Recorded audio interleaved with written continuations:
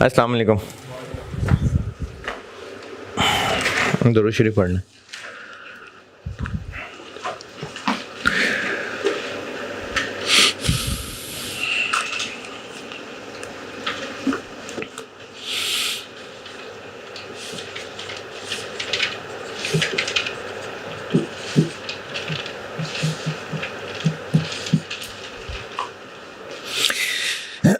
आयत 37 पे वापस।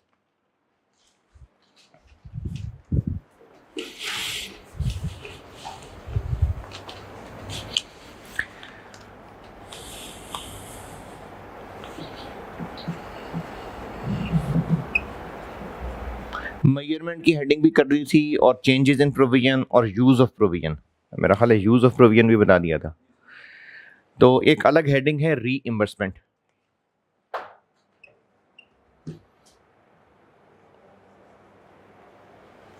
रीइंबर्समेंट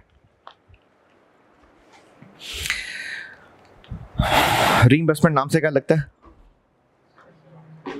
कोई खर्चा हुआ था वो वापस रिकवर हो जाए। तो इसकी मिसाल कोई खर्चा हुआ फिर रिकवर हो गया है? अच्छा नहीं, टैक्स छोड़ दें। और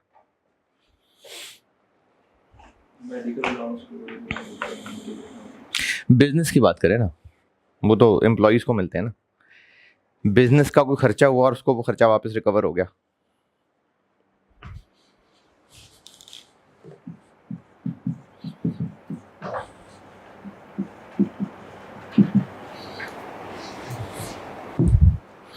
इसी तरह से को सप्लायर से वारंटी क्लेम ले लिया।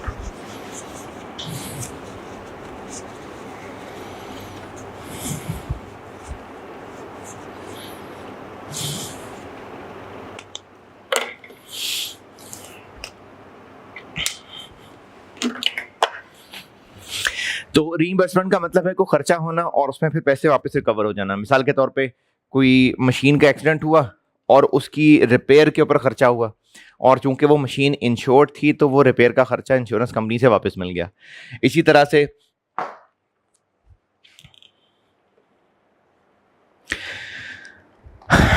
कस्टमर को चीजें हमने बेची, कस्टमर चीजों की खराबी की वजह से वापस आ गया, हमें रिपेयर करके देनी पड़ी, लेकिन वो चीज़ें हमें सप्लायर ने भी कहा हुआ था कि ख़राब हुई तो मैं जिम्मेदार हूँ। तो वो खर्चा उस वक्त तो हमने कर दिया, बाद में सप्लायर से क्लेम हो गया। तो इसको कहते हैं रीइंबर्समेंट। अच्छा, एक मैं आपको पहले ये बता रहा हूँ कि रीइंबर्समेंट क्या है, फिर बताने लगा हूँ कि इस आईएस में रीइंबर्समेंट की हेडिंग का क्या कॉन्टेक्स्ट है। पहले इस आईएस से बगैर रीइंबर्समेंट बता रहा हूँ क्या है। तो इस आईएस से पहले रीइंबर्समेंट का मकसद ये है कि गाड़ी इंश्योर्ड थी, गाड़ी का एक्सीडेंट हो गया, गाड़ी को रिपेयर करवाना पड़ा, खर्चे हो गए, और फिर उसमें इंश्योरेंस कंपनी वालों को हमने बिल दिखा के पैसे वापस ले लिए। ये रीइंबर्समेंट है। कस्टमर को चीजें बेची थी और उसको वारंटी दी थी, और हमें भी, हम ट्रेडर थे, हमें भी सप्लायर ने वारंटी दी हुई थी। तो जब कस्टमर खराब चीजें लाया, हमने कस्टमर की चीजों को ठीक कर दिया, खर्चा हो गया, सप्लायर को बिल भेजा, सप्लायर ने पैसे हमें दे दिए। ये है वैसे रीइंबर्समेंट। अभी आई 37 का कॉन्टेक्स्ट में नहीं बताया, पहले सिर्फ इतना बताया कि रीइंबर्समेंट क्या है। ओके, अब मैं बताने लगा हूं कि आई 37 में इसकी हेडिंग क्यों है। मिसाल बताता हूं। एक कंपनी है ए, एक कंपनी है बी। हम हैं कंपनी बी, हम इस वक्त कंपनी बी हैं और ये हमारा सप्लायर है। इसने हमें कुछ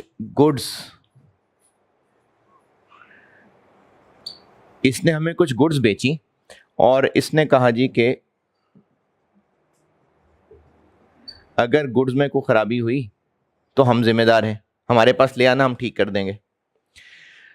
और हम कंपनी बी हैं, हमने ये चीजें आगे कस्टमर को बेच दी। अब जब हमने ये चीजें कस्टमर को बेची तो हमने भी 6 महीने की वारंटी दी।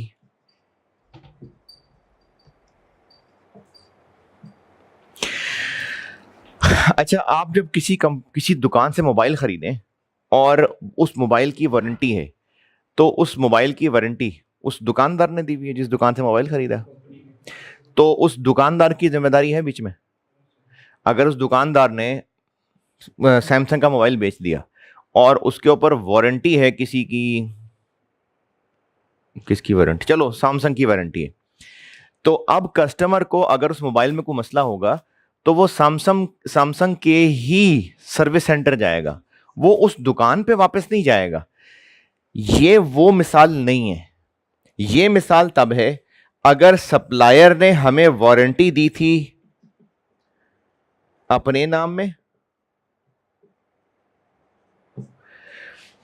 और हमने अपने कस्टमर को वारंटी दी है अपने नाम में,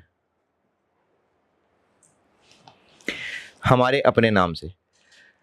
सप्लायर ने हमें वारंटी दी थी अपने नाम से और हमने कस्टमर को अपने नाम से वारंटी दी है। अब अगर कस्टमर चीजें खराब हमारे पास वापस लेके आता है तो हम उसको ये कहेंगे कि जी हम ये चीजें कंपनी ए को भिजवा देंगे, अगर उन्होंने ठीक कर दी तो आप ले जाना, नहीं तो माजरत। हम ये कह सकते हैं क्योंकि हमने इसको अपने नाम में वारंटी दी है, इसको यही पता है कि कंपनी बी जिम्मेदार है। ये मिसाल है इधर।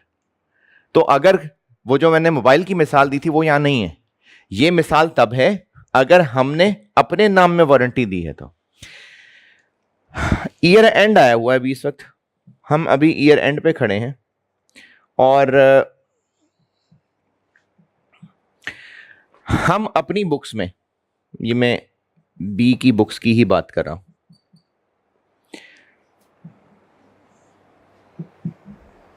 दो एंट्रीज करनी है इसलिए मैंने जरा जगह ऐसे फैला ली। ईयर एंड है, बी की बुक्स की ही बात कर रहा हूं मैं।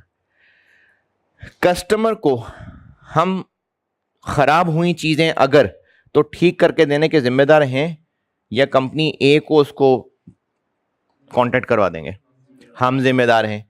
तो हम चूंकि चीजें बेच चुके,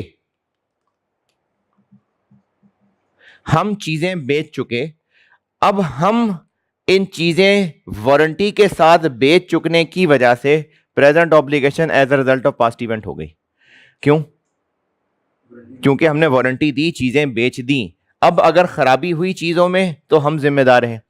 प्रोबेबल आउटफ्लो, ये हमारा एक्सपर्ट बताएगा कि कितने चांसेस हैं कि ये चीजें खराब निकलेंगी और कस्टमर वापस आएगा कि नहीं आएगा। चलो, हमारा एक्सपर्ट कहता है जी आएगा ही आएगा। रिलायबल एस्टीमेट लगाना पड़ेगा। वालेकुम अस्सलाम। किस अमाउंट पे हम प्रोविजन बनाएं? जो हमारा रेलेवेंट एक्सपर्ट बेस्ट एस्टीमेट बताएगा। तो हम एक प्रोविजन बना लेंगे, P&L डेबिट और प्रोविजन फॉर रिपेयर्स क्रेडिट। मिसाल के तौर पे 4000। अच्छा, मैंने जो अभी कहा था कि मैं IAS 37 से पहले वैसे ही रीइंबर्समेंट बता रहा हूं, वो मैं दोबारा बताता हूं। गाड़ी का एक्सीडेंट हो गया, रिपेयर का खर्चा हमने कर दिया, अब उस खर्चे को इंश्योरेंस कंपनी से बिल दिखा के वापस ले लेना रीइंबर्समेंट है। हमने चीजें सप्लायर से खरीदी थी, चीजें खराब हो गईं, हमने खुद ठीक करा ली, उसका बिल सप्लायर को भेजा और उसने हमें वो पैसे वापस कर दिए। ये रीइंबर्समेंट है IAS 37 के अलावा। IS-37 में रीइंबर्समेंट ये है कि क्या कस्टमर हमारे पास आ चुका है चीजें लेके? अभी नहीं आया ना, क्यों, कैसे पता नहीं आया? नाइम साहब इसमें वो दूसरे पाउच में ग्रीन मार्क, अच्छा ठीक है ठीक है।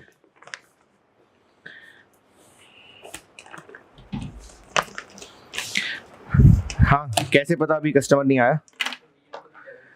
अभी प्रोविजन क्रेडिट किया ना, वो आ गया होता तो कैश क्रेडिट हो जाता।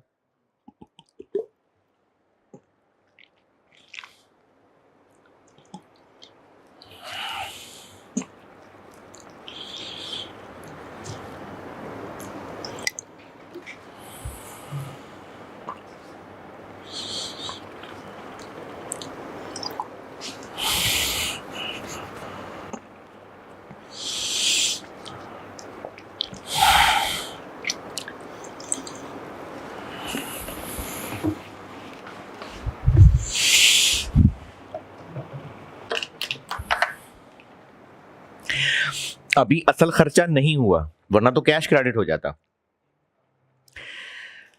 अगर हमने कस्टमर को रिपेयर करके देनी है और हमें ये यकीन है कि जितना भी हमें खर्चा करना पड़ा वो हमें सप्लायर से तो मिल ही जाना है, तो फिर हम ये प्रोविजन क्रेडिट ही ना करें, क्योंकि हमें सारा का सारा रिकवर तो हो जाना है।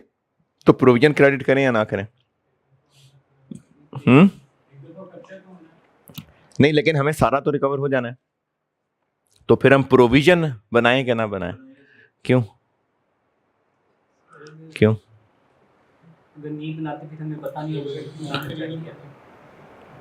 नहीं, वो मसला नहीं है, पता चल जाएगा। प्रोविजन लायबिलिटी बनाएं या ना बनाएं? क्यों?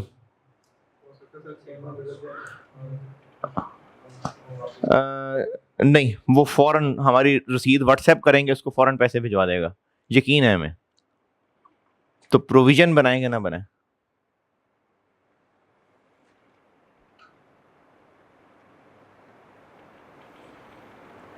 हाँ जी, कस्टमर से चीजें आनी है यानी वो प्रोबेबल आउटफ्लो है, आनी है, 50% से ज्यादा चांस है। हमें पता है हमने क्या गंदी चीजें बेची, आएगा, खराबी निकलेगी। प्रोविजन बनाए कि ना बनाए? क्योंकि हमने अगर खर्च कर भी दिया तो चलो 1-2 दिन में सही, 2 घंटे में सही, पैसे सप्लायर से पूरे मिल ही जाने हैं। तो प्रोविजन बनाए कि ना बनाए हैं? तो प्रोविजन तो यही होती है ना, provision is a liability of uncertain timing और अमाउंट, लेकिन 6 महीने के अंदर अंदर ही है ना। हाँ जी, कस्टमर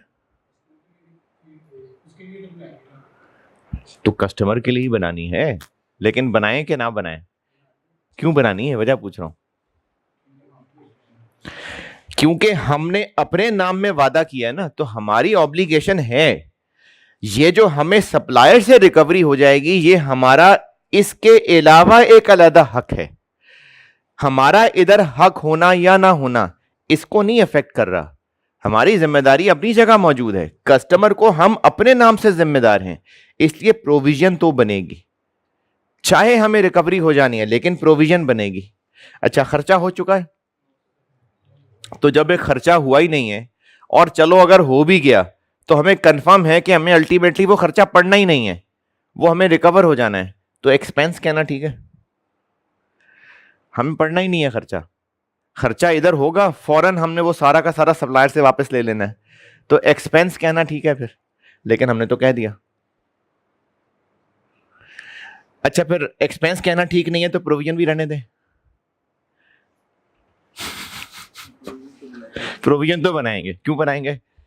क्योंकि हमारी जिम्मेदारी है। Entity has a present obligation as a result of past event, it is probable कि आउटफ्लो होगा, रिलायबल एस्टीमेट लग सकता है, प्रोविजन बनेगी जी। लेकिन हमने ये सारा का सारा खर्चा एज इट इज कंफर्म इससे रिसीव कर लेना है। हम एक्सपेंस नहीं बनाते क्योंकि हम खुद खर्चा कर रहे हैं, अगर नहीं बनाते तो फिर वो खर्चे अंडर एस्टिमेट नहीं, लेकिन वो सारा का खर्चा हमें पड़ना ही नहीं है, हमें फौरन रिकवर हो जाना है। एक्सपेंस कम कर लें तब या अब? लेकिन अभी खर्चा हुआ ही नहीं है, प्रोविजन बनाएंगे, मैं इस डेबिट की बात कर रहा हूं। देखो प्रोविजन तो बनानी है क्योंकि हमारी जिम्मेदारी है, एक्सपेंस डेबिट हो गया। अब दो बातें, एक बात कि अगर हम, अच्छा कस्टमर रिपेयर के लिए आ गए, तो अगर कस्टमर रिपेयर के लिए आया ही नहीं है, हम अपनी फिर भी इसको जिम्मेदारी मान रहे हैं, तो आईएएस ये कहता है कि आपका पूरा हक भी तो है पैसे रिकवर करने का। अगर वो आ गया और आपको खर्चा करना पड़ेगा, तो फिर खर्चा करना पड़ेगा तो फिर वापस मिल भी जाएगा, तो साथ ही साथ ये अपनी बुक्स में एक रिसीवेबल भी बना लेगा।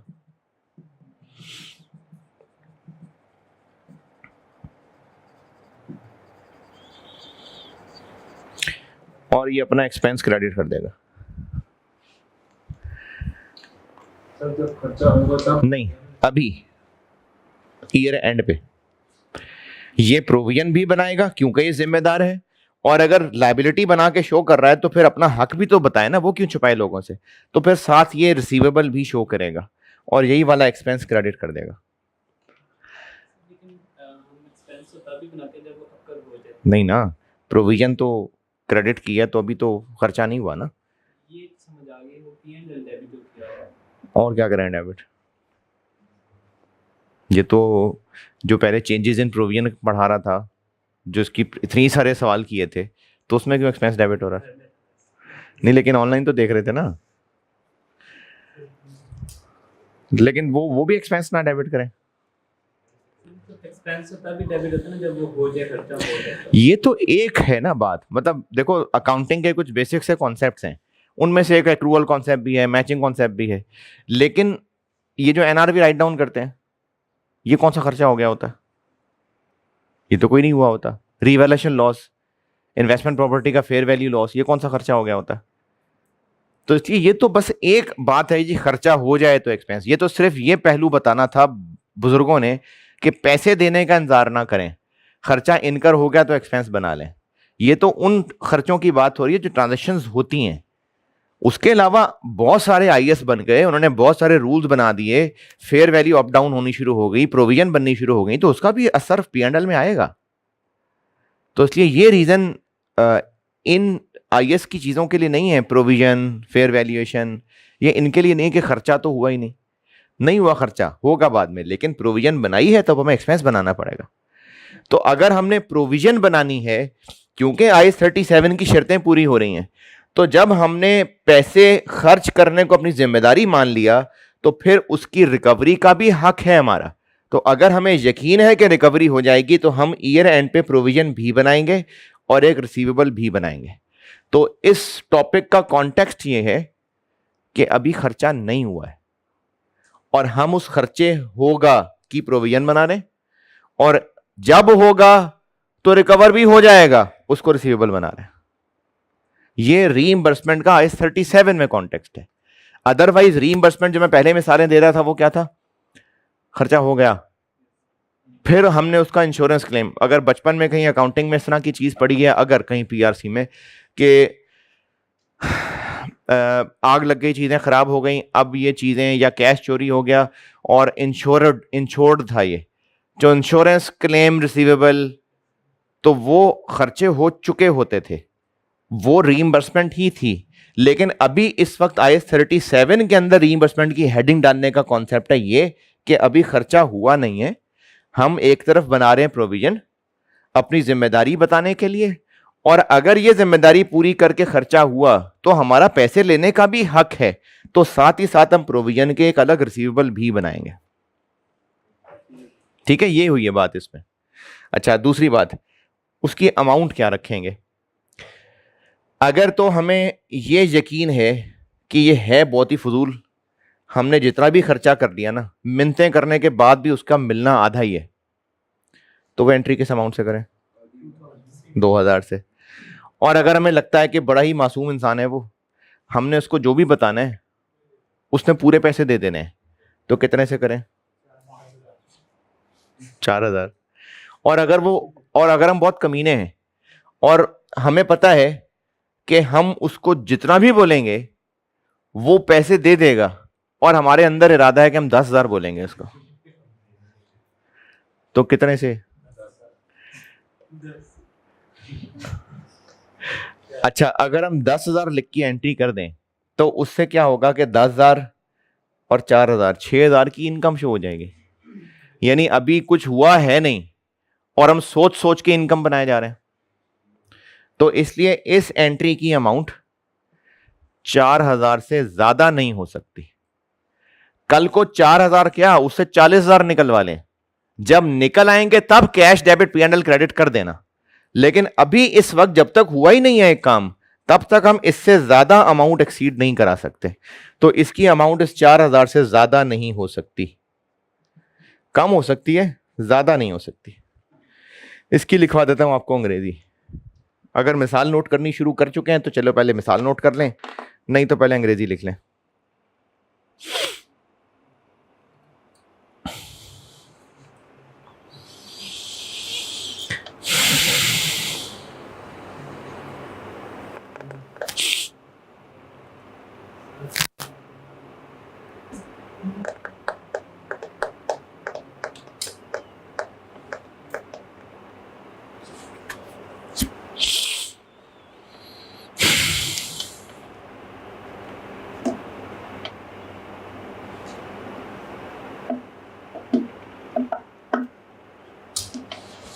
अच्छा, अगर आप ये मिसाल लिख ही रहे हैं ना, तो ये बात भी ना लिखिएगा जो मैंने यहाँ इन आर ओन नेम में समझाया था कि ये टॉपिक ही तब है अगर हमने कस्टमर को अपने नाम से वारंटी दी है।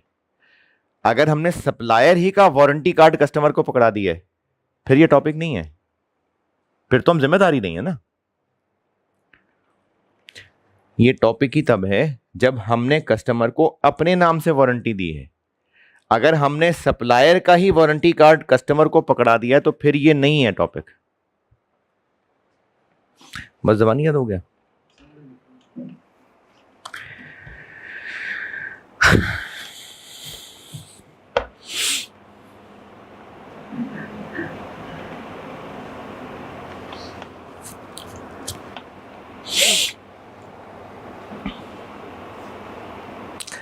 उसामा, लाइटें वगैरह ठीक है इधर?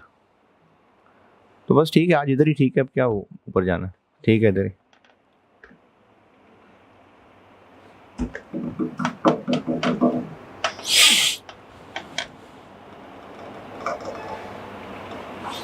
जल्दी नोट करें।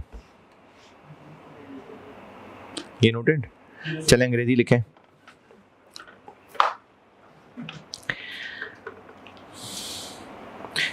Where some or all of the expenditure,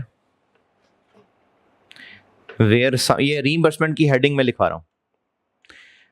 Where some, एक ही पैराग्राफ है, यानी इसमें कोई नंबर 1 2 नहीं लिखवा रहा, बस मुसलसल अंग्रेजी चल रही है बस। Where some or all of the expenditure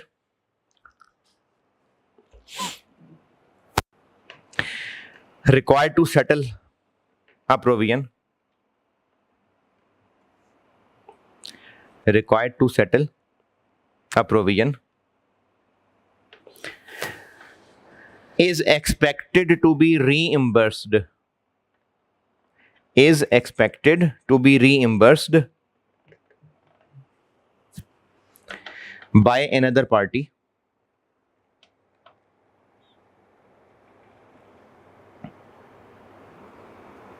is expected to be reimbursed by another party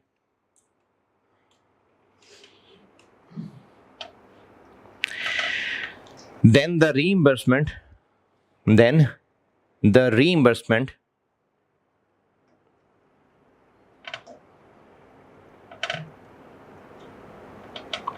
shall be recognized as a separate asset, then the reimbursement shall be recognized as a separate asset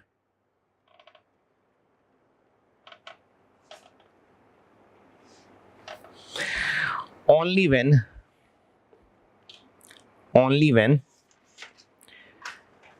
it is virtually certain, only when it is virtually certain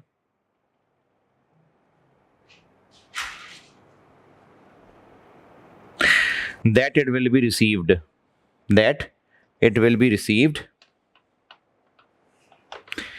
It will be received if the entity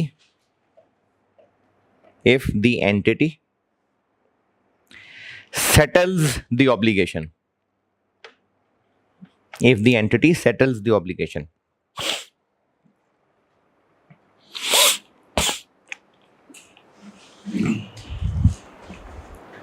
यहां तक कि अंग्रेजी पढ़ें, देखें समझ आती।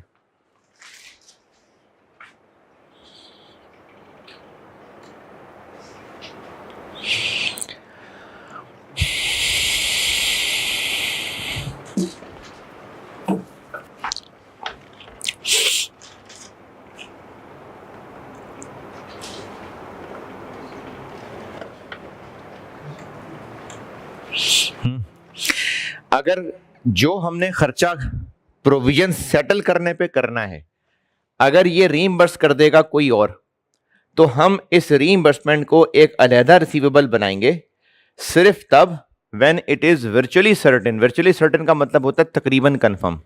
Probable का मतलब क्या है? प्रोबेबल, ऐसे ना करें यार। प्रोबेबल, इस आईएस में प्रोबेबल आउटफ्लो का क्या मतलब है?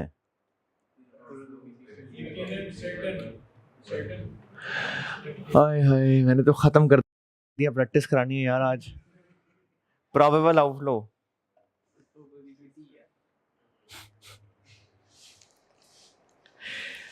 provision shall be recognized when all of the following conditions are met. Number 1, entity has a present obligation arising as a result of past event.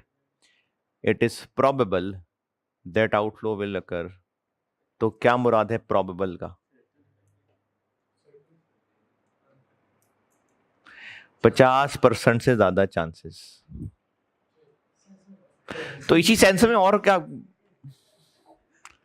और किस सेंस में मैंने पूछना है? अच्छा चले, यानी ये बात पता थी, वो बस सेंस समझ नहीं आ रही थी।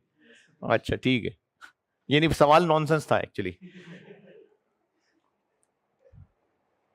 तो ये तो बन जाएगी अगर प्रोबेबल आउटफ्लो है तो, लेकिन इसको हम तब रिसीवेबल बनाएंगे, वर्चुअली सर्टेन का मतलब होता है तकरीबन कंफर्म, पक्का, 100% चांसेस कह लें, 100 नहीं मतलब 100 के करीब करीब। तो अगर हमें इस बात का तकरीबन कंफर्म है कि जैसे खर्चा हुआ हम वो पैसे सप्लायर से निकलवा लेंगे, ये है इस अंग्रेजी का मतलब। Only when it is virtually certain that it will be received if obligation is settled. इसी में अगला सेंटेंस लिखें, यही चल रही है बात अभी। The amount of asset, the amount of asset shall not exceed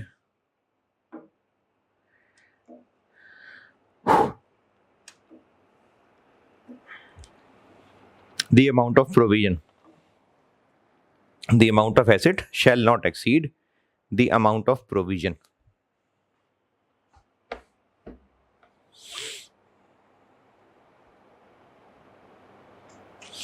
अच्छा, वैसे तो इसमें ये आईएस ने तो ये कह दिया exceed the amount of provision. वैसे कॉमन सेंस की बात बता रहा हूं, अगर ये कस्टमर हमें बता चुका कि जी चीज़ें ख़राब हैं और मैं ला रहा हूं आपके पास, आप 1000 रुपये भिजवा दें मुझे, मैंने चीज़ें लेके आनी है, हो सकता है वो इतनी ख़राब है मुझे वहाँ लोकल किसी बंदे से उनको समेटने के लिए, पैक करवाने के लिए आपके पास लाने में खर्चा लगेगा, तो 1000 रुपये आप अभी भिजवाएं, तो 1000 रुपये तो हमने खर्च कर दिया।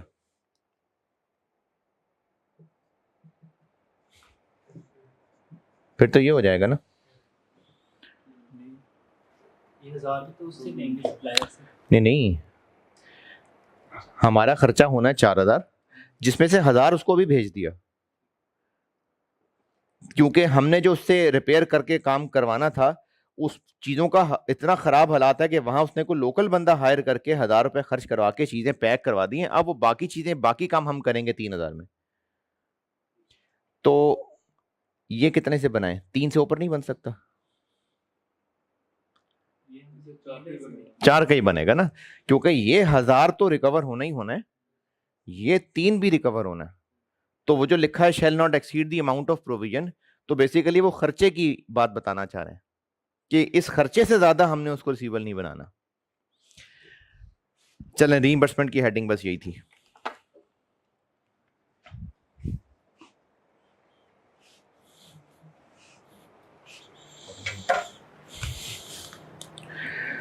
ये नोट कर लिया, मिटा दूं?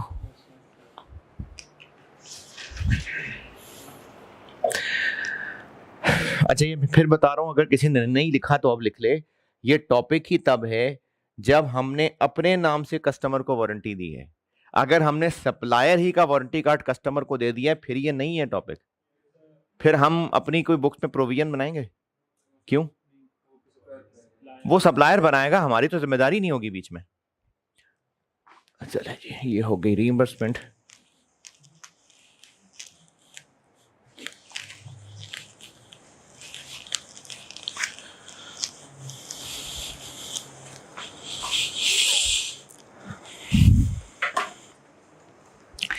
अच्छा, 3 स्पेशल सिनेरियोज हैं जिनके लिए ना आईएएस में हेडिंग दी गई है एप्लीकेशन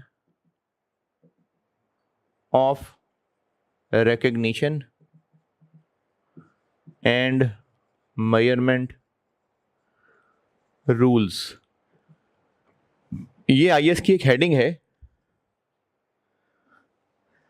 इन शॉर्ट इस हेडिंग का मकसद ये है कि आपने जो भी प्रोविजन के बारे में सीखा, 3 स्पेशल सिनेरियोज बना रहे हैं, उनके ऊपर वो चीजें अप्लाई करके दिखाते हैं। एक स्पेशल सिनेरियो है फ्यूचर ऑपरेटिंग लॉसेस।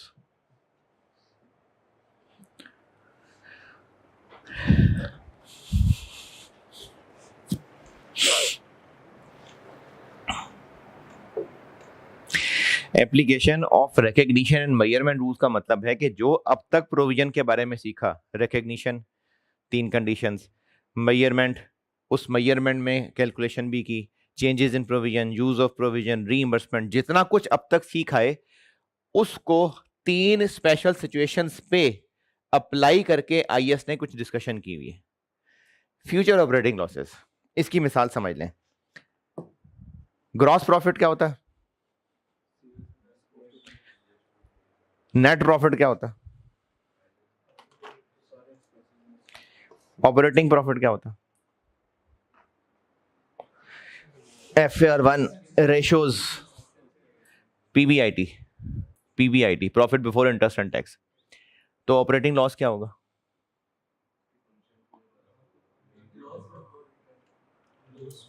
अगर पीबीआईटी का आंसर नेगेटिव आ गया तो लॉस है वो, तो ऑपरेटिंग लॉस वो जो पीबीआईटी नेगेटिव आ जाए तो। फ्यूचर ऑपरेटिंग लॉस फ्यूचर में होगा, अभी नहीं हुआ है। अच्छा, हमने कुछ लालच में आके ना कस्टमर्स को खराब खराब चीजें बेचनी शुरू कर दी और उससे बहुत सारे लोग तंग हो गए और हमारा मार्केट में हो गया नाम खराब कि बड़े अच्छे समोसे बेचता था, अब जो है ना इसने गंदे समोसे, गंदे आलू डालने शुरू कर दिए बीच में। अब उसकी वजह से हमारा नाम खराब हुआ। अब हमने तौबा तो कर ली है, लेकिन वो जो मार्केट में गंद फैला दी है, हमें उसको वापस अपना नाम बहाल करने में टाइम लगेगा। तो 2-3 साल लग जाएंगे। अब उन 2-3 साल में हमें पता है लॉसेस ही लॉसेस होंगे, तो उन लॉसेस की अभी से प्रोविजन बना ले। हाँ जी, बना ले। क्यों? क्यों? हाँ, होना है। कंडीशन लगा के देखते हैं। Present obligation as a result of past event है। हाँ, अब यहां पर आप लोगों ने जज्बाती हरकत क्या कर दी कि मैंने जुमला बोला भी, entity has a present obligation as a result of past event, आपका फोकस चला गया पास्ट इवेंट पे। ऑब्लिगेशन किधर है? क्या ऑब्लिगेशन है लॉस इनकर करने की कि अवॉइड हो सकता है? कैसे? बंद कर दें बिजनेस तो बस हो गया अवॉइड, या समोसे बेचने की बजाय छोड़ें, जूते बनाना शुरू कर दें। समोसों वालों को हमारा नाम बुरा पता चला ना, जूते वालों को क्या पता हम कौन लोग हैं। बिजनेस मॉडल चेंज कर लें, इलाका बदल लें, छोड़ दें, हम पहले मुगलपुरे में समोसे बेचते थे, जाके डिफेंस में बेच लें, उनको क्या पता मुगलपुरे में क्या हो रहा था। तो अपनी कस्टमर बेस चेंज कर लें। तो कंक्लूजन क्या निकला कि इसकी हमारी ऑब्लिगेशन नहीं है, इसलिए प्रोविजन नहीं बनेगी। लिखें अंग्रेजी, इसमें दो को पॉइंट हैं, तो पहला पॉइंट लिखें, no provision shall be recognised, no provision shall be recognised for future operating losses. No provision shall be recognized for future operating losses because there is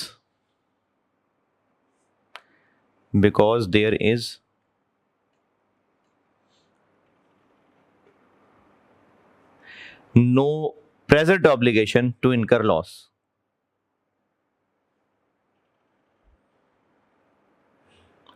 Because there is no present obligation to incur loss.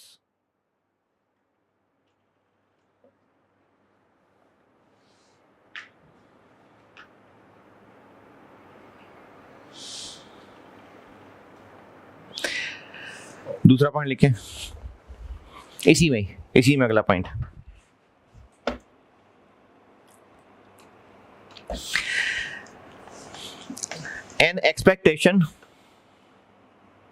an expectation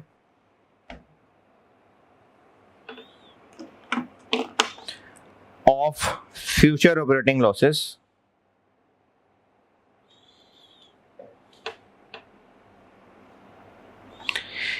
is an indication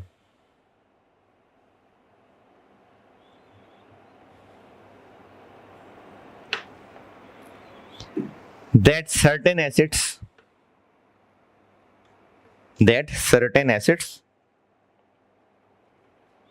may be impaired.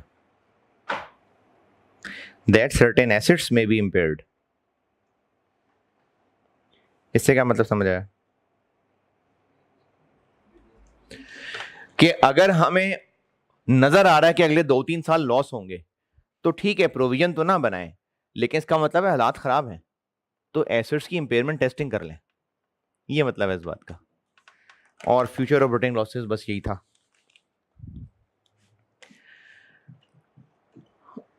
Onerous contract, onerous contract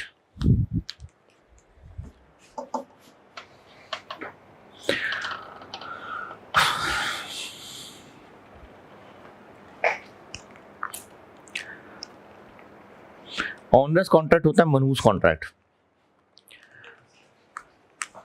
हम इस पे provision क्यों नहीं बना रहे? क्योंकि obligation नहीं है, बंद कर दें बिजनेस। लेकिन ये ऐसा कॉन्ट्रैक्ट है, कॉन्ट्रैक्ट जिसमें हम कस्टमर को वादा करके फंस चुके हैं कि आपको हम इतने में ये काम कर देंगे, और हमें अब नजर आ रहा है कि इस वक्त जो हालात है महंगाई के, हमसे उतने में वो काम होना नहीं है, और हम इतने तेज थे कि हमने कस्टमर को कहा कि इतने में हम आपको काम करके देंगे, ना करें तो हम जिम्मेदारी में पकड़ लेना, पुलिस में पकड़वा देना, इतना फाइन निकलवा लेना हमारी जेब से, यानी हमने रास्ते ही बंद कर लिए। तो ऐसा कॉन्ट्रैक्ट जिसमें हम आपको इतना फंसा चुके हुए हैं कि अगर पूरा करेंगे तो लॉस है, भागेंगे तो पेनल्टी है, ऐसे कॉन्ट्रैक्ट को ऑनरस कॉन्ट्रैक्ट कहते हैं। तो इसकी प्रोविजन बननी चाहिए। क्यों? क्योंकि अब हम इससे भाग नहीं सकते, पूरा करेंगे तो नुकसान है, छोड़ते हैं तो पेनल्टी है। तो अब हमें इसके लिए प्रोविजन बनानी पड़ेगी, क्योंकि अब हम फंस गए हुए हैं इसमें। क्या फ्यूचर इवेंट पता चले? नहीं, अभी के हालात हमें अभी से पता चल रहा है कि हम फंस गए हैं, ये काम नहीं पूरा होने वाला अब, तो उसको ऑनरस कॉन्ट्रैक्ट कहते हैं और इसकी बनती है प्रोविजन। इसमें लिखें नंबर 1 पॉइंट, पहले ये ऑनरस कॉन्ट्रैक्ट की जो शान बयान कर रहा हूं पहले ये लिख लें। Onerous contract is a contract, इसमें 2-3 बातें लिखवा रहा हूं। तो पहली बात लिखें, onerous contract is a contract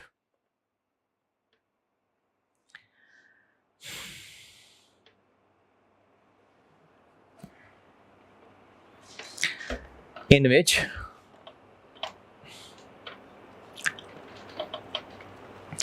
unavoidable unavoidable costs of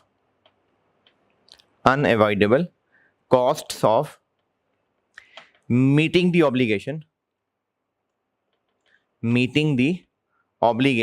under the contract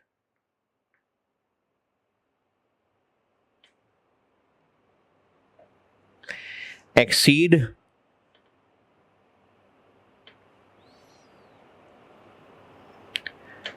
the economic benefits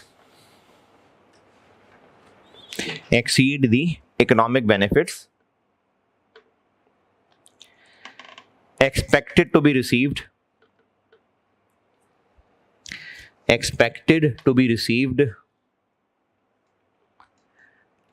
under it.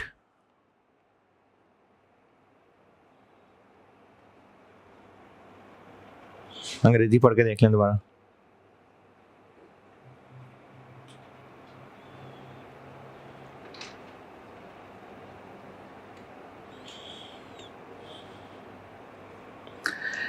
ऐसा कॉन्ट्रैक्ट है जिसमें हम फंस गए हैं कि वो खर्चा जिसे हम अवॉइड नहीं कर सकते वो ज्यादा है और जो पैसा कस्टमर से मिलना है वो कम है, तो इस ऐसे कॉन्ट्रैक्ट को ऑनरस कॉन्ट्रैक्ट कहते हैं.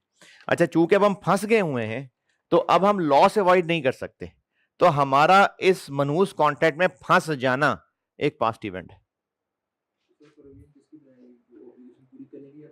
हाँ, अब प्रोविजन बनाएंगे किस खर्चे की, जो भागने का लॉस है या जो पूरा करने का लॉस है.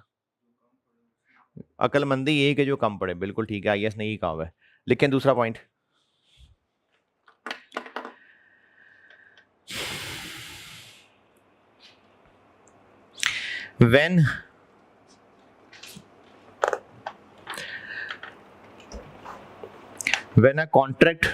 when a contract is onerous,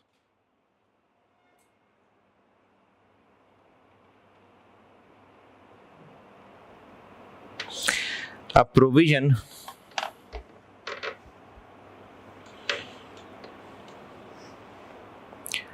for loss on onerous contract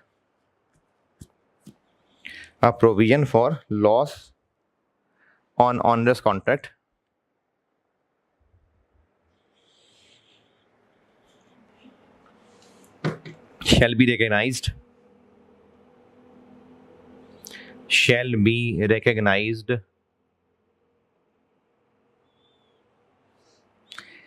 at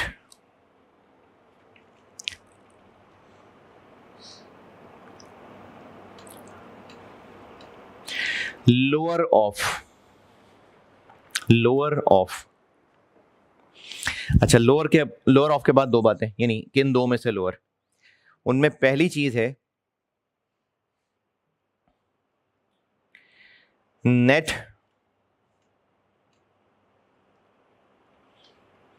cost of fulfilling the contract, यानी जितना हमें पैसा मिलना है और जितना हमने खर्चा करना है उनका नेट कर लें. इन अदर वर्ड्स लॉस कह लेना, जो लॉस होगा, net cost of fulfilling the contract. और नंबर 2, कंपनसेशन और penalties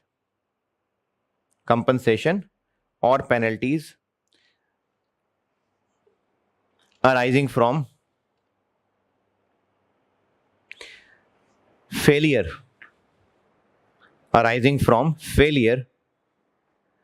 to fulfill the contract.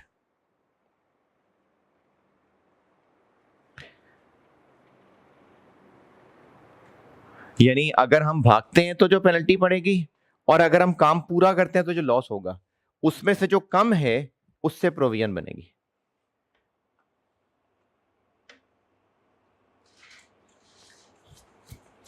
अच्छा, इसमें ना इस दफा आईएएस ने एक पैराग्राफ ऐड किया है, तो वो आप अपने अल्फाज में ही ब्रैकेट में लिख लेना बेशक.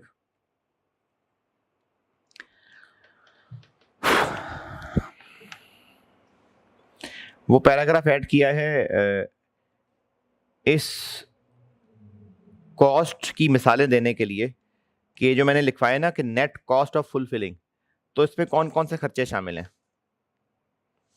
अगर हम काम पूरा करेंगे तो कौन कौन से खर्चों को शामिल करना है? डायरेक्ट मटेरियल, डायरेक्ट लेबर को तो करना ही करना है, उसके अलावा जो और एलोकेटेड ओवरहेड्स हैं उनको भी करना। ये आप ब्रैकेट में लिख लें बेशक। किस बात को एक्सप्लेन कर रहा हूं, दोबारा बता रहा हूं। ये जो नेट कॉस्ट ऑफ फुलफिलिंग लिखा है ना मैंने, तो ये क्या है? खर्चा। कौन सा खर्चा होगा जो इस कॉन्ट्रैक्ट को फुलफिल करने के लिए पड़ेगा? यानी हमने कस्टमर को चीजें बना के देनी है, तो उनको बनाने में क्या खर्चा है जो हमने यहां शामिल करना है? डायरेक्ट मटीरियल, डायरेक्ट लेबर तो है ही है, उसके अलावा जो अदर एट्रीब्यूटेबल खर्चे हैं वो भी इसके अंदर शामिल हैं।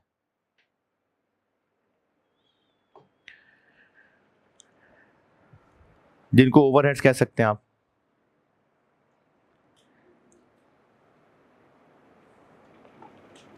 यानी अगर हमने कस्टमर को कहा था ना कि हम आपको चेयर्स बना के देंगे और 5,000 की एक चेयर बना के देंगे, अब हमें पता चल रहा है कि इस 5,000 का वादा तो हम कर चुके हैं, लेकिन हमें इसके लिए जो मटेरियल खरीदना पड़ रहा है 6,000 का तो वही है।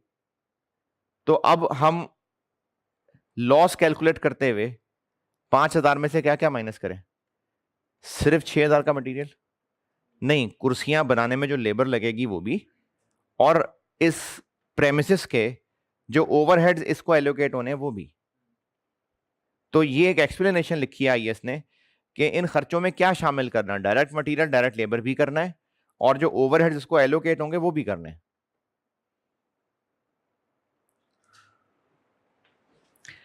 चलें, ऑनलेस कॉन्ट्रैक्ट यही है। अभी इसमें ना एक तो छोटी छोटी चीजें रह गई हैं, तो वो पूरी करके फिर लेक्चर 8 लगा दूंगा। 10 मिनट सूटे लगा लेना जो लगाने, फिर प्रैक्टिस ही प्रैक्टिस करते हैं इसकी। और उसी को अच्छा करने के लिए मैंने जो है ना वो कॉस्ट की क्लास फिर FR2 को दे दी है। हाँ जी, मैसेज करवाया था ग्रुप में स्पेशली कल। ना यार, करवाया था हैं। हाँ चले जाना यार, यूट्यूब पे देख लेना, कोई बात नहीं। ऑनर्स कॉन्ट्रैक्ट बस यही था।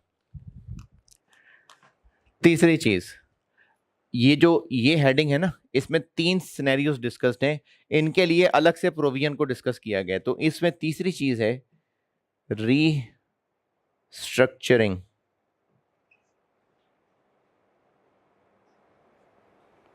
Restructuring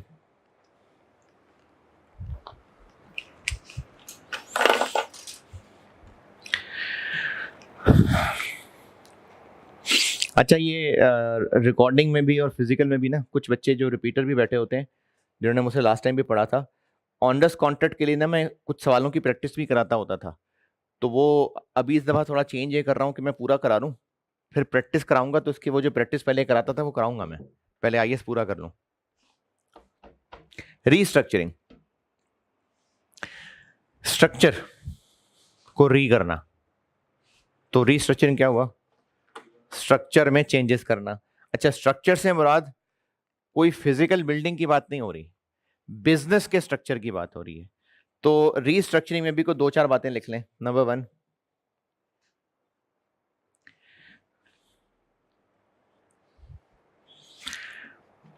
it is a program planned and controlled by management. Restructuring ऐसे प्रोग्राम को कहते हैं, ऐसी हरकत को कहते हैं जो planned and controlled by management है।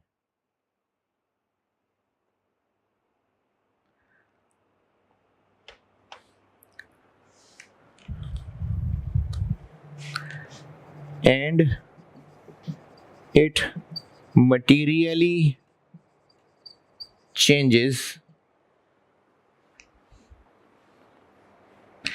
रीस्ट्रक्चरिंग ऐसे प्रोग्राम को, ऐसी एक्टिविटी को कहते हैं जो मैनेजमेंट ने खुद ही प्लान और कंट्रोल किए, और उसके नतीजे में मटीरियली चेंज हो जाएगा। मटीरियली मतलब बड़ा चेंज, छोटा मोटा चेंज नहीं, significant change. It materially changes क्या? दो बातें, या तो स्कोप ऑफ बिजनेस या फिर मैनर ऑफ बिजनेस कंडक्ट। यानी या तो बिजनेस ही चेंज हो जाए, पहले कपड़ा बना के बेचते थे, अब दुनिया ने कपड़े पहनने कम कर दिए तो कपड़ा बनाना कम कर दिया और जूते बना के बेचना शुरू कर दिए। या पहले बेचा करते थे किताबें, दुनिया ने पढ़ना कम कर दिया, सब ऑनलाइन की किताबें आनी शुरू हो गई, तो अब हमने क्या किया कि बाइक्स बना के बेचनी शुरू कर दी। तो बिजनेस का स्कोप बदल जाए या बिजनेस करने का तरीका बदल जाए। जैसे ये जो कोविड से पहले काफी सारे रेस्टोरेंट से, तो कोविड से उनका बिजनेस इफेक्ट हुआ, जिन्होंने उसके मुताबिक अपने आप को चेंज नहीं किया वो खत्म हो गए, लेकिन जिन्होंने होम डिलीवरी सर्विस शुरू कर दी तो वो सरवाइव कर गए। तो उससे क्या हुआ, पहले भी पानी और रोटी पानी बेचते थे, अब भी वही बेचते हैं, लेकिन पहले बिठा के खिलाते थे, अब जहां वो बैठे हुए वहीं खिलाते हैं जाके। तो बिजनेस करने का तरीका बदल गया। तो या तो बिजनेस चेंज हो जाए या बिजनेस करने का तरीका चेंज हो जाए, और ये गवर्नमेंट ने नहीं जबरदस्ती की, ये मैनेजमेंट का अपना डिसीजन है। तो रीस्ट्रक्चरिंग ऐसे प्रोग्राम को कहते हैं जिसके नतीजे में वो प्रोग्राम जो मैनेजमेंट ने खुद ही डिसाइड किया हो और उसके नतीजे में बिजनेस चेंज हो रहा हो या बिजनेस करने का तरीका चेंज हो रहा हो। अच्छा, अगर पहले 10 फैक्ट्रीज थी, एक 11वीं नई फैक्ट्री बना ली, तो रीस्ट्रक्चरिंग हो गई? नहीं, वो चेंज नहीं है, वो तो मजीद एडिशन हो गई है। चेंज होने के लिए जरूरी होता है कि कुछ एग्जिस्टिंग खत्म हो रहा हो, तभी उसको चेंज कहते हैं। अगर कुछ नया ऐड हो जाए ना तो उसको चेंज नहीं बोलते हैं, चेंज तब कहते हैं जब कुछ एग्जिस्टिंग चेंज हो, एग्जिस्टिंग खत्म हो जाए। तो ये आप अगर इतनी अंग्रेजी काफी है तो चलो ठीक है, नहीं तो आप ब्रैकेट में अपने लिए लिख लें कि इसके नतीजे में कुछ ना कुछ, कोई फैक्ट्री, कोई ब्रांच, कोई लोकेशन बंद हो रही होगी।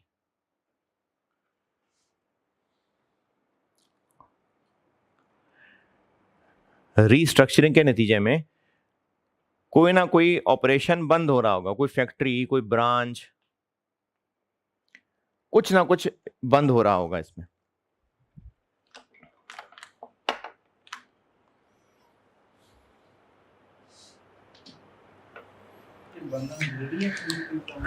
जी जी बिल्कुल, क्योंकि इसमें जब हम चीज पढ़ने लगे ना, वो होती ही तब है जब कहीं ना कहीं से एक सेटअप खत्म हो रहा होता है। इसी में आगे चल रहा हूं, इसी में आगे चल रहा हूं। खैर यार, वो तो नहीं चल रहा है। अच्छा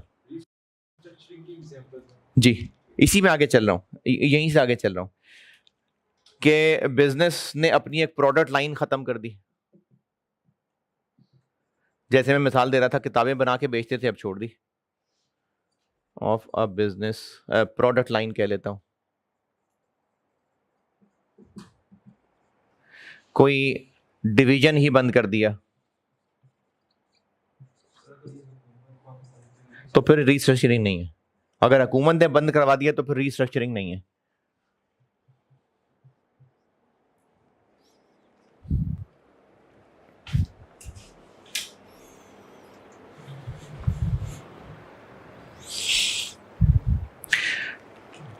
मैनेजमेंट का स्ट्रक्चर ही चेंज हो जाए।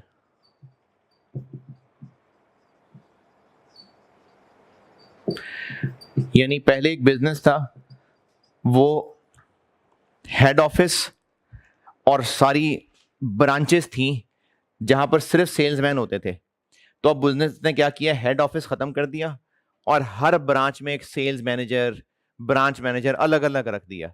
अब वो ब्रांच मैनेजर उस ब्रांच का जिम्मेदार है, वही वहीं से परचेजिंग कर रहा है, वही वहीं के डिसीजन कर रहा है। तो मैनेजमेंट का स्ट्रक्चर बदल गया, हेड ऑफिस फारिग कर दिया, मैनेजमेंट का स्ट्रक्चर चेंज हो गया। तो रीस्ट्रक्चरिंग के नतीजे में सवाल में पहचान ये है कि कोई ना कोई ब्रांच, कोई फैक्ट्री, सब बंद हो रहे होंगे। अच्छा, अगर बिजनेस ही खत्म हो रहा है तो फिर तो बिजनेस ही खत्म हो गया ना, फिर तो लिक्विडेशन हो गई। रीस्ट्रक्चरिंग है कि बिजनेस अपनी कोई ब्रांच, कोई फैक्ट्री, कोई डिवीजन बंद कर रहा हो। इस पे खर्चे होंगे कोई?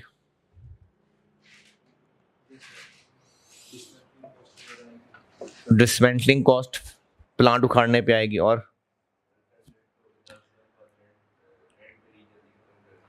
हमने कुछ कॉन्ट्रैक्ट्स किए हुए थे सप्लायर से, बिल्डिंग वाले से, वो कॉन्ट्रैक्ट खत्म करने पड़ रहे होंगे, वो पेनल्टी लगा सकता है। और वर्कर्स को निकाल रहे हैं तो उनको को पैसे उसे देने पड़ेंगे ना, शोर मचाएंगे बेचारे। और सिर्फ शोर मचाने की बात नहीं है, वो उनका लगा बंदा रोजगार था, पता नहीं दोबारा उनको कहाँ नौकरी मिले, तो उनको को 2 3 4 महीने के पैसे भी देने पड़ेंगे। तो ये सारे खर्चे हो रहे होंगे। अब टॉपिक ये पढ़ने वाला ये है कि उन खर्चों को एक्सपेंस कब बनाना है, क्योंकि ये वाला जो काम है ना, ये कोई 1 2 महीने में नहीं होता, कोई फैक्ट्री बंद करने में भी ईयर्स लग जाते हैं। तो कौन से वाले ईयर में एक्सपेंस बुक करना है, ये टॉपिक है। और अगर 2018 में प्लान किया, उस प्लान को एग्जीक्यूट करने में 19 20 21 लग गया, और फाइनली 21 के एंड पे जाके ब्रांच बंद हुई, तो इन सारे खर्चों को किस ईयर में एक्सपेंस बनाना है, ये टॉपिक है। और अगर एक्सपेंस बना देना पहले ही साल में, तो कैश तो भी क्रेडिट नहीं हुआ, तो फिर क्रेडिट क्या करें? एक्सपेंस अगर इन 4 में से पहले साल में ही बना देना है, प्रोविजन। तो इस वक्त टॉपिक ये डिस्कस होने लगा है कि रीस्ट्रक्चरिंग पे जो खर्चे होंगे उसका एक्सपेंस डेबिट और प्रोविजन क्रेडिट कब करनी है, ये बात होने लगी। तो इसमें नंबर 2 लिखें,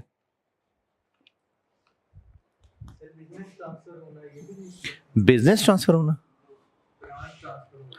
हाँ, यानी एक जगह फैक्ट्री थी सियालकोट में, तो वहां से बंद करके उसको मुल्तान शिफ्ट कर रहे हैं।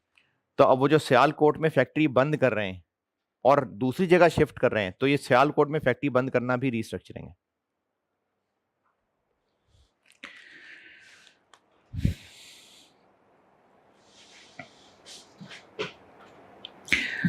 A provision for restructuring cost, इसी में आगे चल रहा हूं। A provision for restructuring cost shall be recognized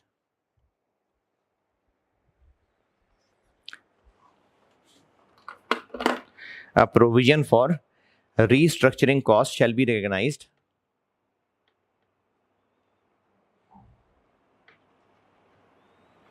when a constructive obligation to restructure when a constructive obligation to restructure when a constructive obligation to restructure arises, that is when both of the following conditions are met. सारा point repeat कर रहा हूं। A provision for restructuring costs shall be recognized when a constructive obligation to restructure arises, that is when both of the following conditions are met. यानी जब ये 2 conditions पूरी हो जाएंगी ना तो फिर प्रोविजन फॉर रीस्ट्रक्चरिंग कॉस्ट बन जाएगी। अब ये 2 कंडीशंस क्या हैं? Number 1, entity has a detailed formal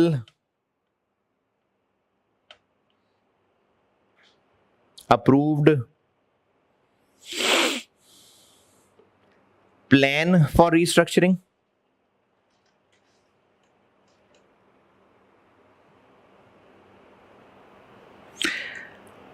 अच्छा, डिटेल्ड प्लान में क्या क्या होगा? यानी फैक्ट्री बंद करने का प्लान डिटेल्ड है? नहीं, बंद करने का डिटेल्ड प्लान, किस दिन बंद करनी है, और वर्कर्स को कैसे पे करना है, कितना पे करना है, कौन ये काम संभालेगा, किस किस के जिम्मे क्या काम लगाने हैं, कौन कौन सी फैक्ट्री बंद करनी है, उस सामान का क्या करना है, वर्कर से डील किसने करना है, ये सब टोटल टाइम कितना लगेगा, ये डिटेल्स हैं। और दूसरी condition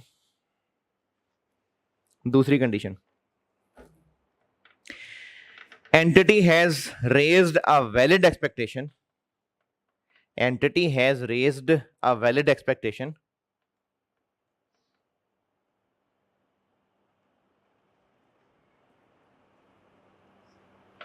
entity has raised a valid expectation in those affected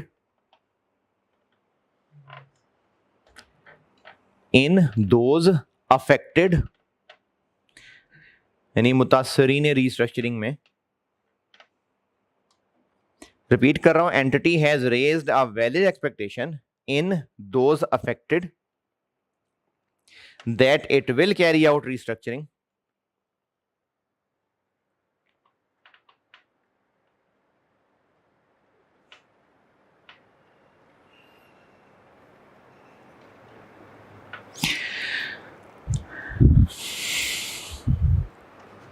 by announcing the plan or starting to implement the plan.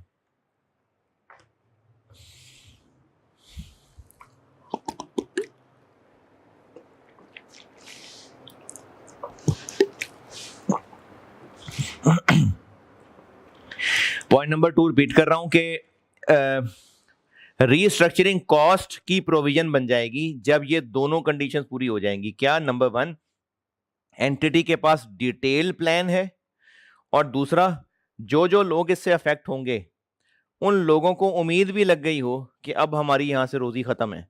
और ये उम्मीद उनको कैसे लगा दी हो हमने? या तो प्लान अनाउंस कर दिया हो या प्लान पे अमल करना शुरू कर दिया हो। ये दोनों कंडीशंस पूरी होंगी तो रीस्ट्रक्चरिंग कॉस्ट की प्रोविजन बनेगी। अब रीस्ट्रक्चरिंग में आखिरी बात, प्रोविजन किस चीज की बननी है? रीस्ट्रक्चरिंग कॉस्ट की। तो तीसरी बात कि रीस्ट्रक्चरिंग कॉस्ट क्या है, तो रीस्ट्रक्चरिंग की हेडिंग में पहला पॉइंट मैंने लिखवाया कि रीस्ट्रक्चरिंग होती क्या है, ये सामने लिखा हुआ है। दूसरा मैंने लिखवाया क्या? Provision for restructuring cost. अब तीसरा बताने लगा हूं कि रीस्ट्रक्चरिंग कॉस्ट में होता क्या है।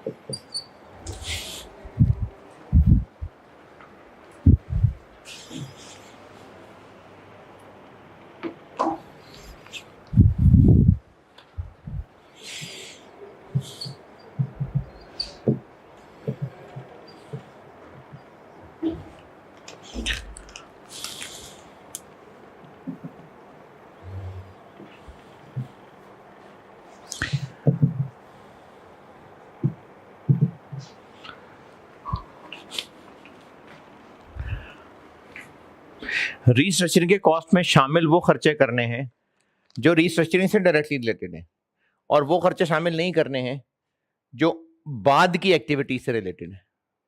यानी रीस्ट्रक्चरिंग अगर सियालकोट से फैक्ट्री मुल्तान शिफ्ट कर रहे हैं तो रीस्ट्रक्चरिंग में सिर्फ सियालकोट की फैक्ट्री बंद करना है, मुल्तान की फैक्ट्री खोलना नहीं है। क्योंकि मुल्तान की फैक्ट्री खोलना ही है, सियालकोट की फैक्ट्री बंद करने में रीस्ट्रक्चरिंग के खर्चे लेने हैं हमने। ऑनगोइंग एक्टिविटीज,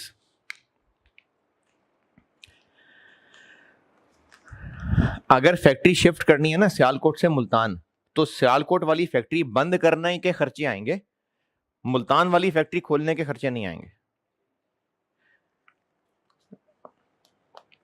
एक मशहूर तरीन एग्जांपल होती है रिडंडेंसी कॉस्ट।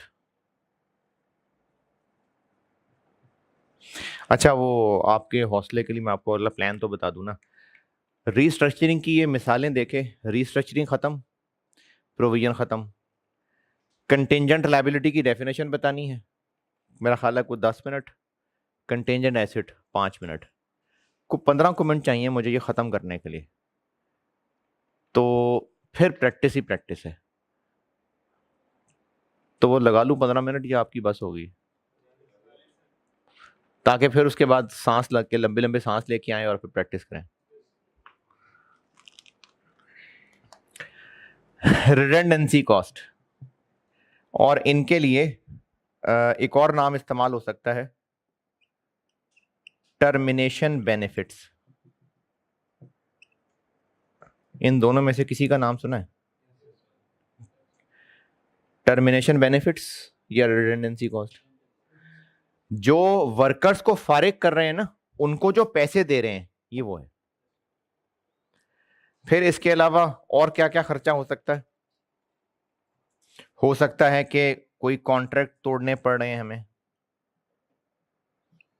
सप्लायर से कॉन्ट्रैक्ट किया हुआ था जन्म जन्म का साथ निभाने का, और अब हम भाग रहे हैं यहां से,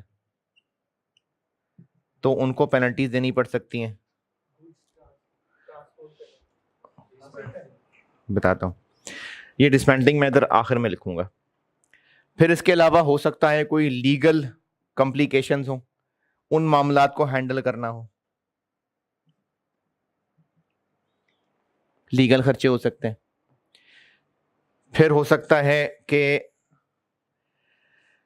ये सारा फैक्ट्री बंद करवाने के लिए कोई एक दो बंदे जिम्मेदार लगाए हुए हैं, उनके जरूरी खर्चे हो सकते हैं, मैं इनको अदर डायरेक्ट कॉस्ट कह देता हूं।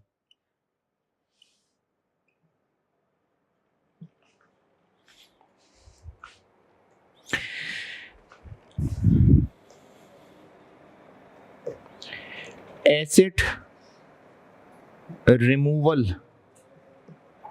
या जिसको हम डिसमेंटलिंग कॉस्ट कहते हैं आज तक, वो प्लांट वगैरह भी तो उखाड़ने हैं ना, तो उनका भी खर्चा होगा। ये मिसाल लिखने के बाद इस मिसाल के साथ ब्रैकेट में एक बात लिख लें, एसेट रिमूवल या डिसमेंटलिंग कॉस्ट, इसके साथ ब्रैकेट में एक बात लिख लें। अच्छा, पहुंचे। सर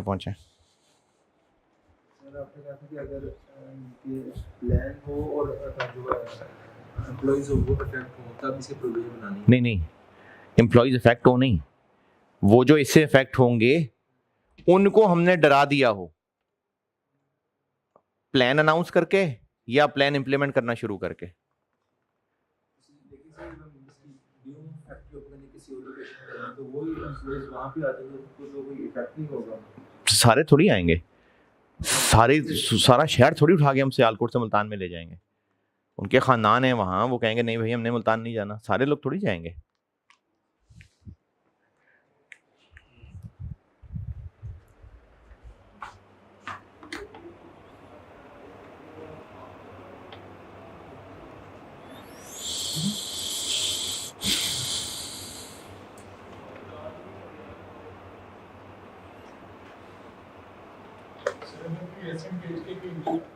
है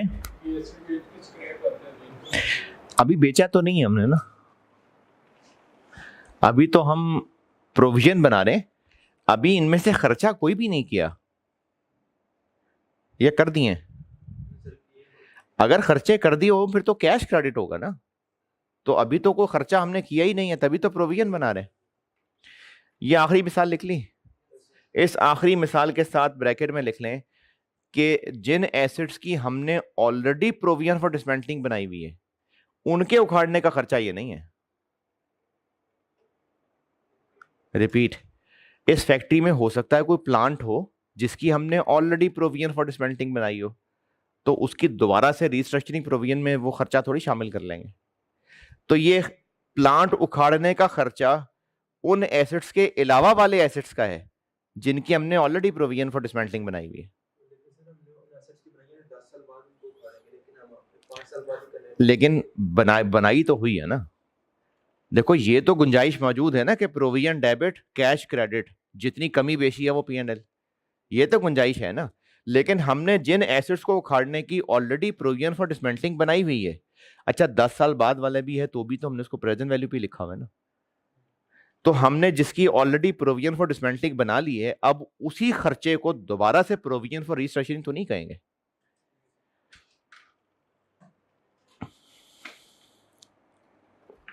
कल कुछ पॉइंट बताया था कि अगर प्लांट की यूजफुल लाइफ 25 इयर्स हमने इसको यहाँ से 5 साल बाद उखाड़ के कहीं और ले जाना है। हाँ, 5 साल पे करेंगे तो डेप्रिसिएशन डिसमेंटलिंग कॉस्ट वाले पोर्शन को 5 साल पे डेप्रिशिएट करेंगे और बाकी प्लांट को 25 पे। हाँ हाँ, तो इसमें अगर हम 5 साल बाद इसको उखाड़ रहे हैं तो उसको 5 साल पे ही लेके आएंगे वापस। देखो जिस ऐसे अभी हमने इनमें से किया कुछ भी नहीं है, तभी तो एक्सपेंस डेबिट और प्रोविजन क्रेडिट होने लगी है। अभी इनमें से किसी एसेट को नहीं उखाड़ा, किसी बंदे को फारिग नहीं किया। जिस प्लांट के लिए हम एक फैक्ट्री के अंदर 15 एसेट्स इंस्टॉल्ड हैं, उनमें से एक प्लांट है जिसकी ऑलरेडी प्रोविजन फॉर डिसमेंटलिंग बनी हुई है, तो अब उस प्लांट के उखाड़ने का खर्चा प्रोविजन फॉर रीस्ट्रक्चरिंग में नहीं आएगा। जो बाकी एसी वगैरह लगे हुए हैं उनके उखाड़ने का खर्चा प्रोविजन फॉर रीस्ट्रक्चरिंग में आएगा। और अभी तक हमने फिजिकली कुछ भी यहां से नहीं उखाड़ा है, कुछ भी हमने डिसमेंटल नहीं किया, ये सारा कुछ अभी होना है। हम ये सारा का सारा एक्सपेंस डेबिट और प्रोविजन क्रेडिट करने लगे हैं जब हमने ऐलान कर दिया, तो अभी प्लांट असल में उखाड़ा कोई नहीं है। इधर मिसाल लिखें, सियालकोट से फैक्ट्री शिफ्ट करनी है मुल्तान, तो प्लांट्स को उखाड़ के जो वहां ले जाने का खर्चा होगा ट्रांसपोर्टेशन, तो वो इस रीस्ट्रक्चरिंग में शामिल नहीं होगा क्योंकि वो तो अगले काम से रिलेटेड है। इसको कहते हैं रीलोकेशन कॉस्ट। वर्कर्स को वहां ट्रांसफर करना, एसेट्स को ट्रांसफर करना, ये नए काम से रिलेटेड है, इसको नहीं करना रीस्ट्रक्चरिंग में शामिल। इसी तरह से अगर मेजॉरिटी वर्कर उठ के चली गई है तो हो सकता है उनको वहां जाकर दोबारा से ट्रेन करना पड़े, तो वो जो रीट्रेनिंग है ये नए काम से रिलेटेड, इसको रीस्ट्रक्चरिंग की प्रोविजन में नहीं करना ऐड।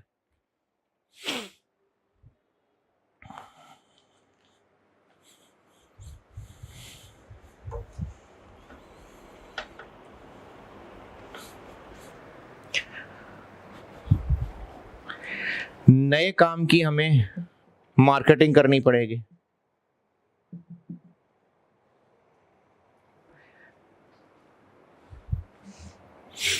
इसको रीस्ट्रक्चरिंग में शामिल नहीं करना।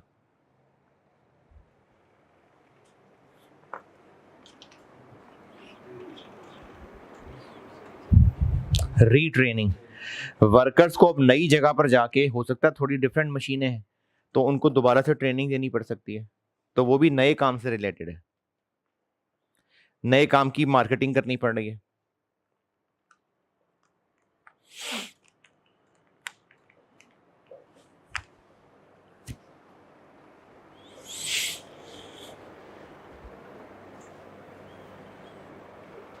अच्छा, इस लिस्ट में ना उस लिस्ट से ज़्यादा बेहतर मुझे वो यहाँ लिखवाना लग रहा है।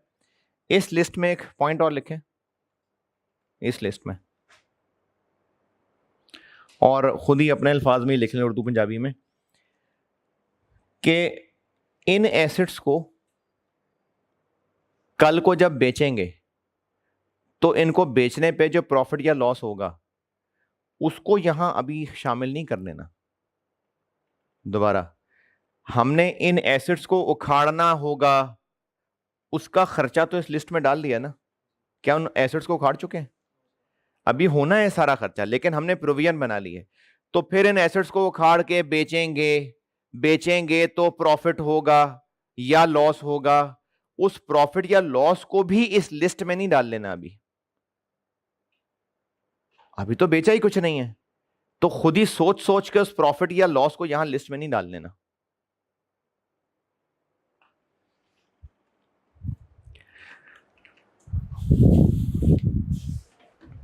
प्रोविजन खत्म, वो जो बड़ी सी एडिंग प्रोविजन की दी थी वो हो गई खत्म।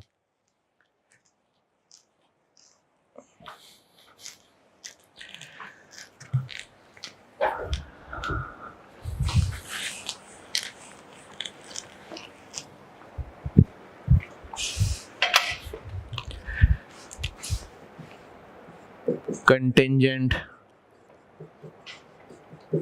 liabilities.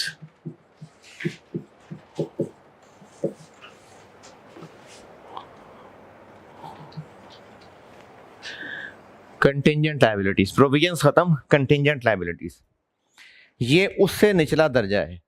प्रोविजन पक्की लायबिलिटी से थोड़ी कच्ची थी। Provision is a liability of uncertain timing और अमाउंट, लेकिन फिर भी हम लोग कुछ ना कुछ डेबिट और प्रोविजन फॉर कुछ ना कुछ क्रेडिट कर लेते थे। कब? जब 3 कंडीशंस पूरी हो जाए। Entity has a present obligation as a result of past event, probable outflow, reliable estimate, record कर लेते थे। उससे भी कच्ची एक कंटिंजेंट लायबिलिटी होती है। Contingent liability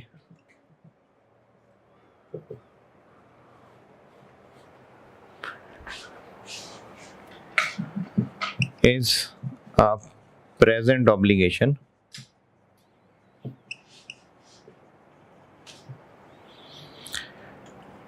arising as a result of past event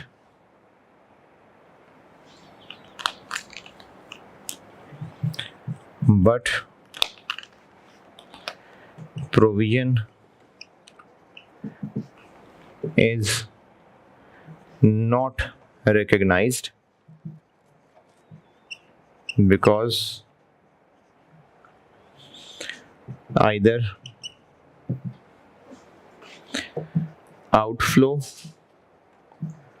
of resources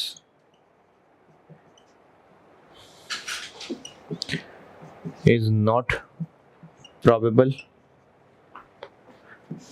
or reliable estimate cannot be made। यानी प्रोविजन बनते बनते रह गई, उसको कंटिंजेंट लायबिलिटी कहते हैं।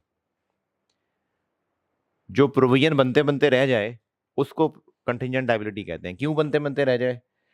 पहली कंडीशन तो पूरी हो गई थी, लेकिन या तो दूसरी या तीसरी पूरी नहीं हो रही थी। प्रोविजन को अकाउंट फॉर करने की 3 कंडीशन थी ना, present obligation as a result of past event हो, आउटफ्लो रिसोर्सेज का प्रोबेबल हो और रिलायबल एस्टीमेट लग सकता हो।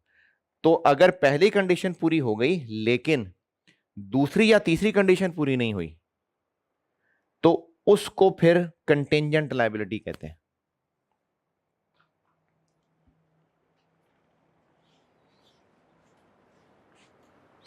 कोई मिसाल?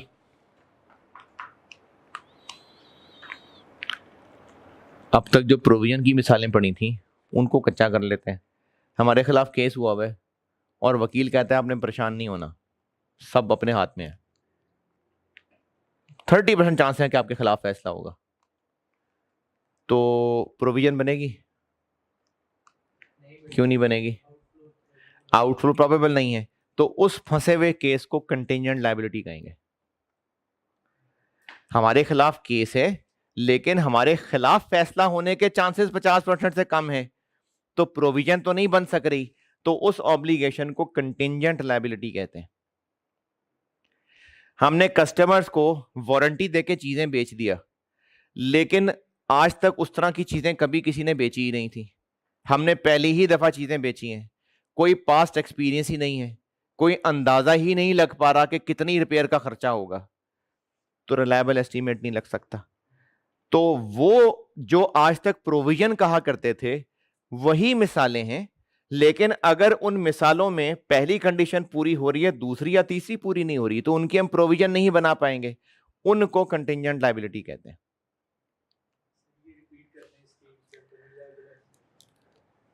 ये जो मैंने बातें लिखी है ना, इसकी एग्जांपल्स में एक एग्जांपल मैंने दी है pending court case with less than 50 percent chances of adverse decision। और दूसरी मिसाल मैंने दी है कि due to lack of experience, reliable estimate of repair cost cannot be made। एक मिसाल मैंने बताई है कि पेंडिंग कोर्ट केस है लेकिन 50% से कम चांसेस हैं एडवर्स डिसीजन के, और एक मिसाल मैंने बताई है कि लैक ऑफ एक्सपीरियंस की वजह से हम रिलायबल एस्टीमेट नहीं लगा पा रहे रिपेयर कॉस्ट का।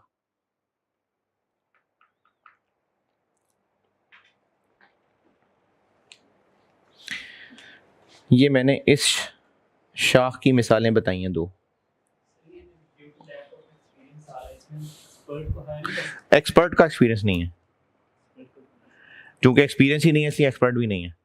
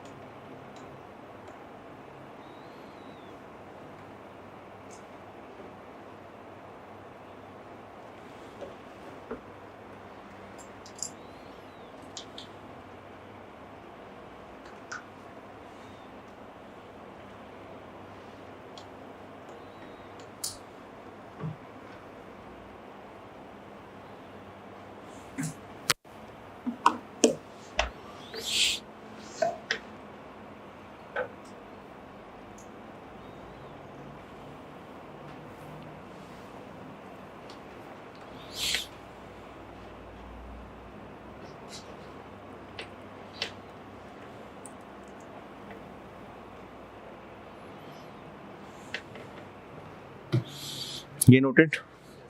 और कंटिंजेंट लायबिलिटी की दूसरी शक्ल ये है, जो यहां अंग्रेजी लिखूंगा लेकिन इसकी मिसाल पहले बताता हूं। इसकी मिसाल पहले बता रहा हूं। कंपनी ए ने बैंक से लोन लिया 300 मिलियन का। बैंक को लोन वापस किसने करना है? कंपनी ए ने। हम हैं कंपनी बी, हम एंटिटी हैं, हम कंपनी बी हैं। हमने इस बैंक को गारंटी दी है। ए पहले आता है यू पहले आता है? पक्की बात। हमने बैंक को गारंटी दी है तो बैंक ने इसको लोन दिया। अब अगर कंपनी ए ने लोन वापस ना किया तो हमें देने पड़ेंगे। तो हमारी अभी लोन वापस करना प्रेजेंट ऑब्लिगेशन है। प्रेजेंट हमारी जिम्मेदारी है या शायद बन जाए? शायद बन जाए। तो इस शायद बन जाए को कंटिंजेंट लायबिलिटी कहते हैं। Is a possible obligation, present नहीं है। As a result of past event. Past event क्या हुआ इसमें? हमने गारंटी दी थी। अच्छा, अभी पॉसिबल है, कंफर्म कब होगी? जब वो डिफॉल्ट कर जाएगा या नहीं करेगा या कर जाएगा, which will be confirmed by a future uncertain event। Default करेगा नहीं करेगा पता नहीं, और इसका डिफॉल्ट करना या ना करना हमारे कंट्रोल में है। Not Holi with in the control of entity, इसको कहते हैं कंटिंजेंट लायबिलिटी।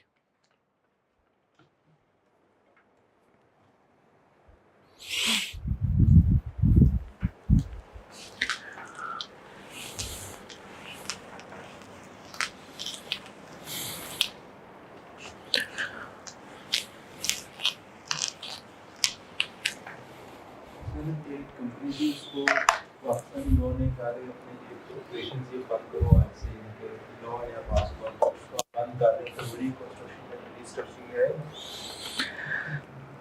अगर हमारा कोई बिजनेस गवर्नमेंट बंद करवा रही है तो वो रीस्ट्रक्चरिंग नहीं है। लेकिन कर हम खुद रहे हैं वो, नहीं, खुद ही कह रहे हो गवर्नमेंट बंद करवा रही है तो लॉ पास की लॉ इसकी चीज ये स्पेसिफिक चीज की कोड बंद हो जाएगी, तो हम इसी चीज से सैंपल आगे करते चीजें। अच्छा, गवर्नमेंट ने कोई लॉ पास किया जिससे हमारी जो एक मार्केट थी वो बंद हो गई। हाँ, तो कोविड भी तो हम अपनी मर्जी से नहीं लाए थे ना, लेकिन कोविड आने के बाद हमने खुद अपने बिजनेस में चेंजेस की, तो हाँ, ये रीस्ट्रक्चरिंग है।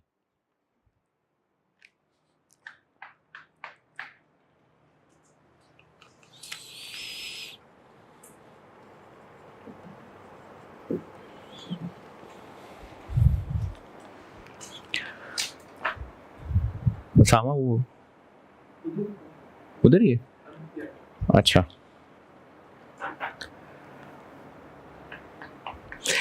करना क्या है इसका? प्रोविजन कुछ ना कुछ डेबिट, प्रोविजन फॉर कुछ ना कुछ क्रेडिट, यानी प्रोविजन रिकॉर्ड कर लेते थे किस अमाउंट पे? बेस्ट एस्टिमेट पे। कंटिंजेंट लायबिलिटी का क्या करें? अगर इसको भी रिकॉर्ड ही करना है तो प्रोविजन की क्या स्पेलिंग खराब थी, तो इसको रिकॉर्ड नहीं करना। Contingent liability shall not be recognized, यानी कुछ भी डेबिट क्रेडिट नहीं करना।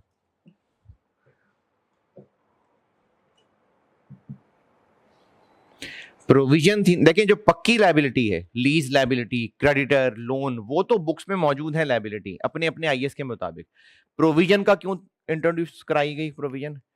ताकि ऐसी ऑब्लिगेशंस जो सिर्फ ऑफिशियली अनाउंस ना होने की वजह से छुप ना जाए, उनके लिए बनाई गई प्रोविजन। अब ये उससे भी कच्चा लेवल है, इसको हम प्रोविजन भी नहीं बना पा रहे, तो इसको फिर रिकॉर्ड तो हम नहीं करेंगे, लेकिन दुनिया वालों से छुपाएंगे बहरहाल नहीं। rather it shall be disclosed in notes। Entry ना सही, अंग्रेजी लिख देंगे।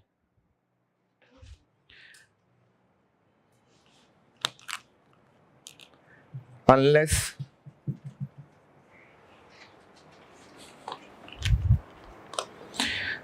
outflow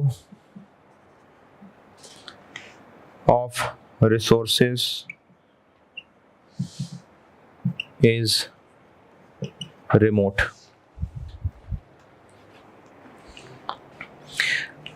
और रिमोट का मतलब होता है less than 5-10% chances.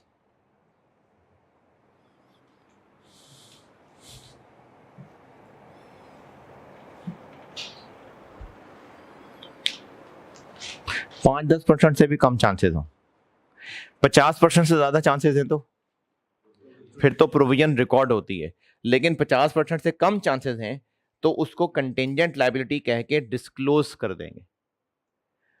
Unless remote chances हो, रिमोट चांसेस का मतलब है बहुत कम चांसेस, यानी अगर 5-10% चांसेस हैं तो फिर डिस्क्लोज भी नहीं करना। कंटिंजेंट लायबिलिटी है ही वो जो प्रोविजन नहीं बन पा रही, यानी चांसेस 50% से कम। क्या करना है कंटिंजेंट लायबिलिटी को? डिस्क्लोज। लेकिन अगर इतनी हल्की है ये कि 5-10% चांसेस हैं तो फिर डिस्क्लोज भी नहीं करना।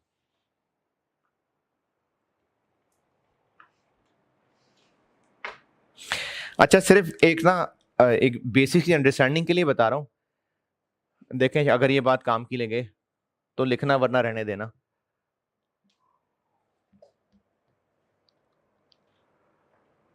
Chances obligation treatment. अगर काम की लगे बात तो लिख लेना, वरना रहने देना। जो पक्की लायबिलिटी होती है ना, उसके आउटफ्लो के चांसेस भी पक्के पक्के ही होते हैं।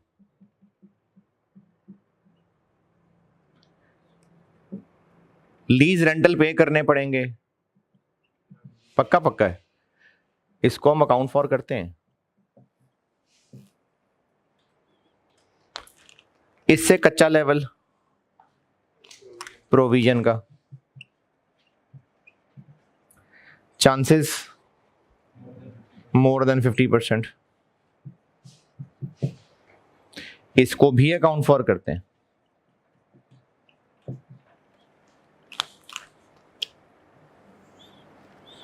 इससे निचला लेवल कंटिंजेंट लायबिलिटी, चांसेस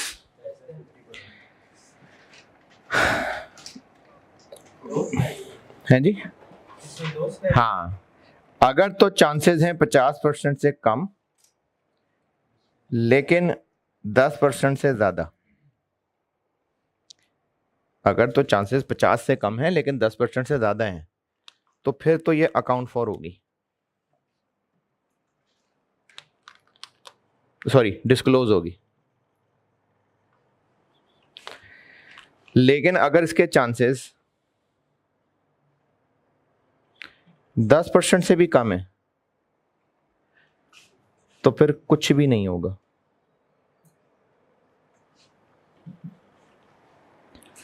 होगी कंटिंजेंट लायबिलिटी, लेकिन उसको डिस्क्लोज भी नहीं करेंगे। ये समझ आता है टेबल? जो नीचे 10% है ना, ये मुझे लग रहा है 10% से ज्यादा और ऊपर वाला 10%।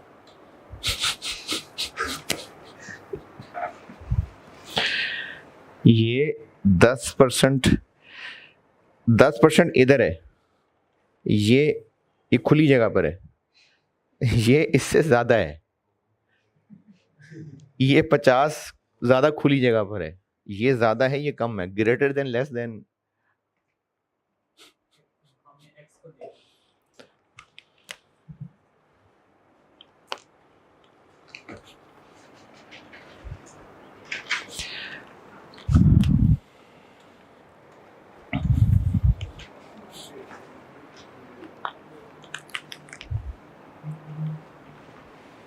ट्रीटमेंट के नीचे भी लिखा है। एक पॉइंट और है बस, फिर कंटिंजेंट लायबिलिटी खत्म।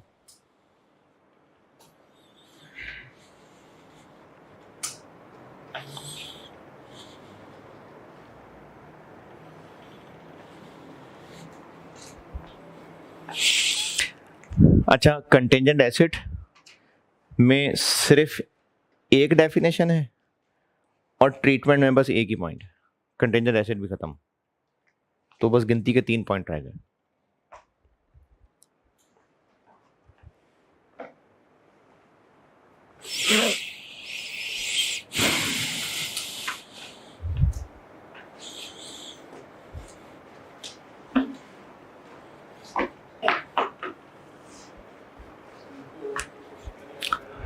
है क्या हुआ?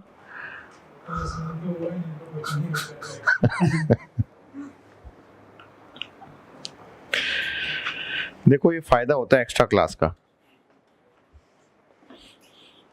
मुझे।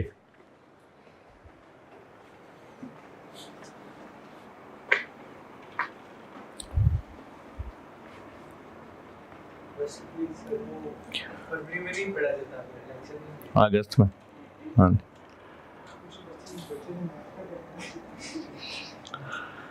नाश्ता करना था, पहले बता देते यार, मैं आना ही ना देता, पहले बता देते।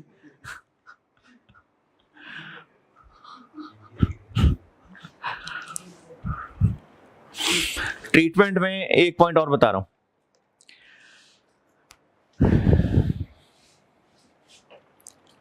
पहले समझाऊंगा, पहले अंग्रेजी बताऊं।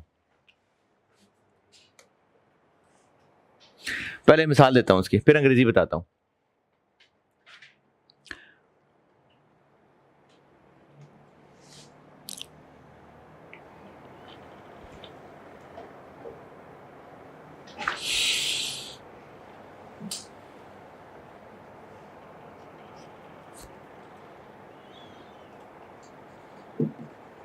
पहले इसकी ना वो मिसाल बता रहा हूं।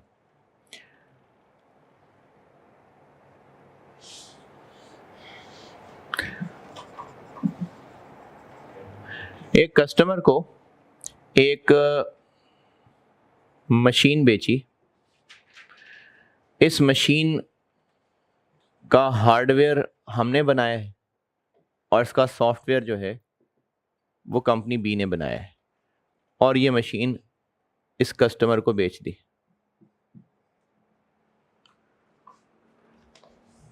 हमने कहा कि अगर हार्डवेयर में कोई मसला हुआ तो हम जिम्मेदार हैं, सॉफ्टवेयर में कोई मसला हुआ तो वो जिम्मेदार है। हम हार्डवेयर की वारंटी आपको दे रहे हैं, वो सॉफ्टवेयर की वारंटी दे रहे हैं। लेकिन इन दोनों ने कहा कि आप हमारे चूंकि अच्छे कस्टमर हैं, कंपनी बी ने कहा हार्डवेयर का तो मैं जिम्मेदार हूं, अगर उसने आपको तंग किया तो सॉफ्टवेयर भी मैं आपको अरेंज करवा दूंगा, खराबी कुछ ठीक करनी है तो। कंपनी ए ने कहा कि मैं जिम्मेदार तो सॉफ्टवेयर के लिए हूं, लेकिन अगर उन्होंने तंग किया तो मैं ही आपको हार्डवेयर वाला मसला भी रिपेयर करा दूंगा। मिसाल समझ आई कि नहीं? अब ये दोनों जो अपने डायरेक्ट वादे हैं उसकी तो प्रोविजन बनाएंगे रिपेयर की, लेकिन वो जो दूसरे का वादा है, अगर वो दूसरा डिफॉल्ट किया तो इसके पल्ले पड़ना है, तो उस दूसरे वादे को ये कंटिंजेंट लायबिलिटी कहेंगे। जो इनका अपना वादा है उसके लिए तो रिपेयर की प्रोविजन बनाएंगे, लेकिन जो दूसरे का वादा है जिसके डिफॉल्ट करने से जिम्मेदारी इन पे आ जानी है, तो वो दूसरे वाला वादा इनका कंटिंजेंट लायबिलिटी है। इसकी अंग्रेजी लिखवाता हूं।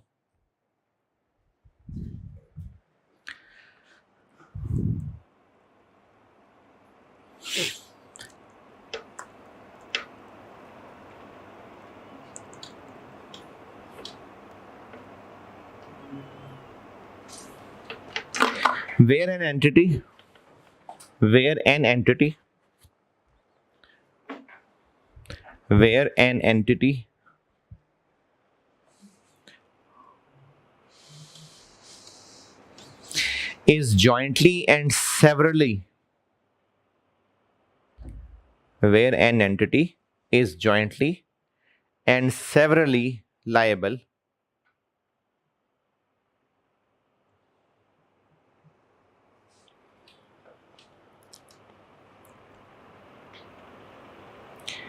where an entity is jointly and severally liable for an obligation। ये jointly and severally लॉ में पढ़ा हुआ है कभी? हैं? एक भी और सारे भी। Where an entity is jointly and severally liable for an obligation, the part of the obligation, अच्छा ये पिछले ऑब्लिगेशन के बाद कॉमा लगा लेना, फॉर एन ऑब्लिगेशन के बाद comma. The part of the obligation that is expected to B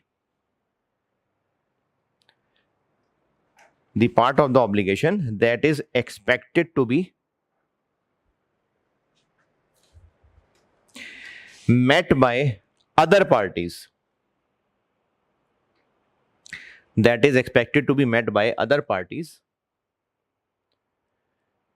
is treated as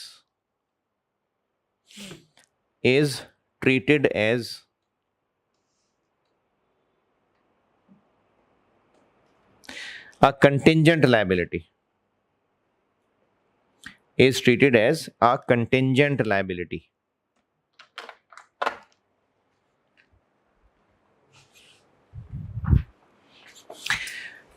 इसकी मिसाल ये बताई थी।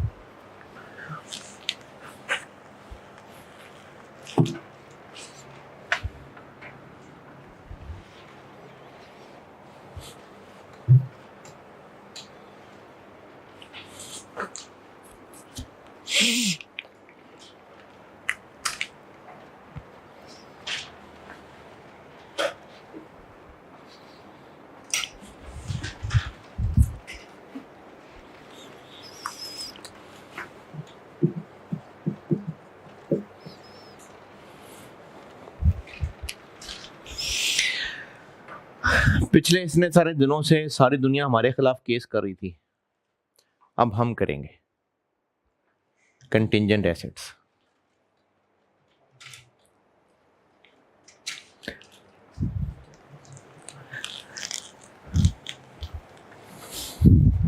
यानी अब ये टॉपिक है उस कस्टमर के पॉइंट ऑफ व्यू से, वो जो पहले हमारे खिलाफ केस करता था ना, अब वो कस्टमर इसको कैसे देख रहा होगा, ये वो बात है।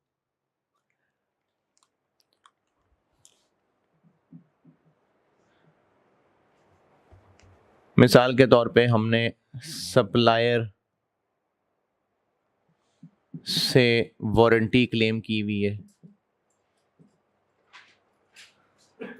या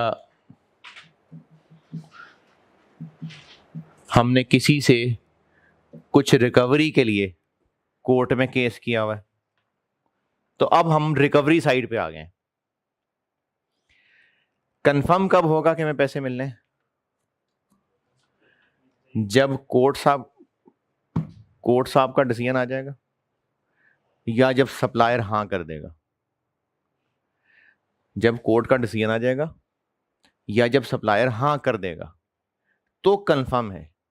जब तक कंफर्म नहीं है, जब तक हमारा मामला पेंडिंग है, तब तक उस पेंडिंग मामले को कंटिंजेंट एसेट कहते हैं। Contingent asset is a possible asset as a result of a past event which will be confirmed by a future uncertain event not wholly within the control of entity। मिसाल के तौर पे कोई pending claim है, जब तक ये pending है ना तब तक वो कंटिंजेंट एसेट है। कंफर्म कब होगा कि हमें पैसे मिलने कि नहीं मिलने? जब हमारा क्लेम एक्सेप्ट हो जाएगा, चाहे वो कोर्ट का फैसला हो, चाहे वो सप्लायर या इंश्योरेंस कंपनी का फैसला हो कि ठीक है हम आपको देंगे पैसे। जब तक क्लेम पेंडिंग है ना, वो कंटिंजेंट एसेट है। अच्छा, क्लेम पेंडिंग से मुराद है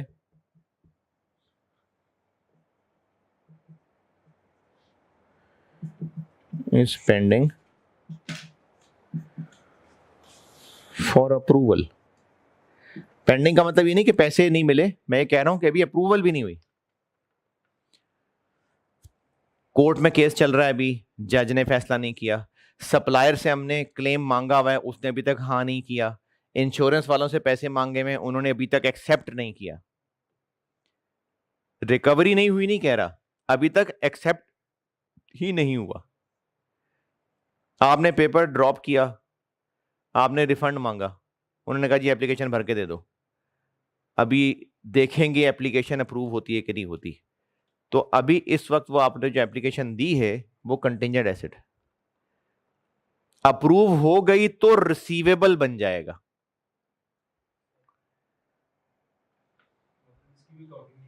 इसकी भी अकाउंटिंग नहीं करेंगे, इसलिए मैंने वो उतनी अंग्रेजी लिखी रहती है।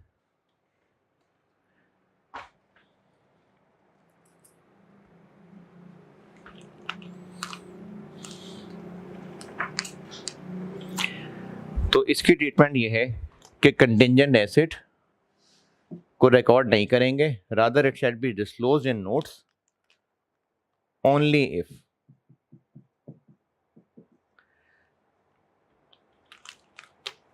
inflow of resources is probable।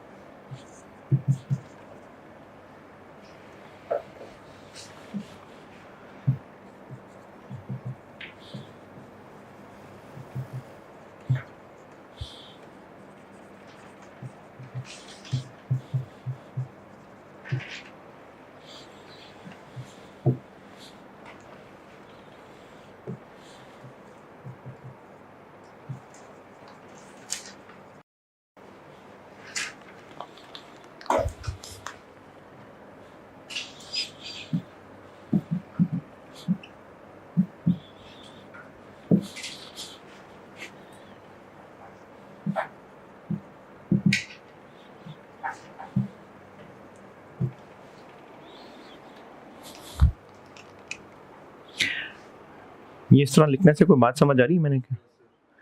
अभी हमने क्लेम सबमिट किया है, जब तक क्लेम अप्रूव नहीं होता ना, ये मामला कंटिंजेंट एसेट है, और जब मामला अप्रूव हो गया अब रिसीवेबल है, जब तक कैश नहीं मिल जाता।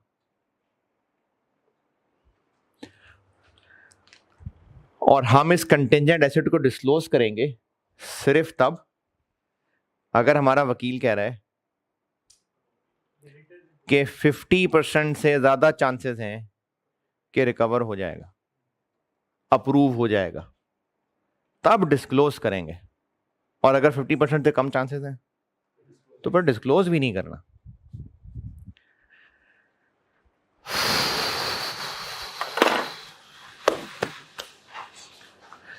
आयत 37 खत्म।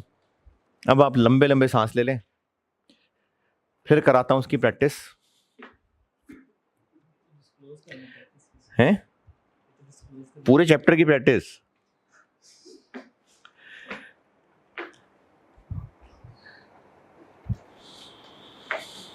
न्यूमेरिकल प्रैक्टिस तो कर ली ना, वो डिसमेंटलिंग की इसकी न्यूमेरिकल प्रैक्टिस थी, वो तो कर ली। तो अब इसकी डिस्कशन वाले सवालों की प्रैक्टिस। 3-4 सवालों में ही आप मुतमईन हो जाएंगे, बस हो जाएगी आपकी।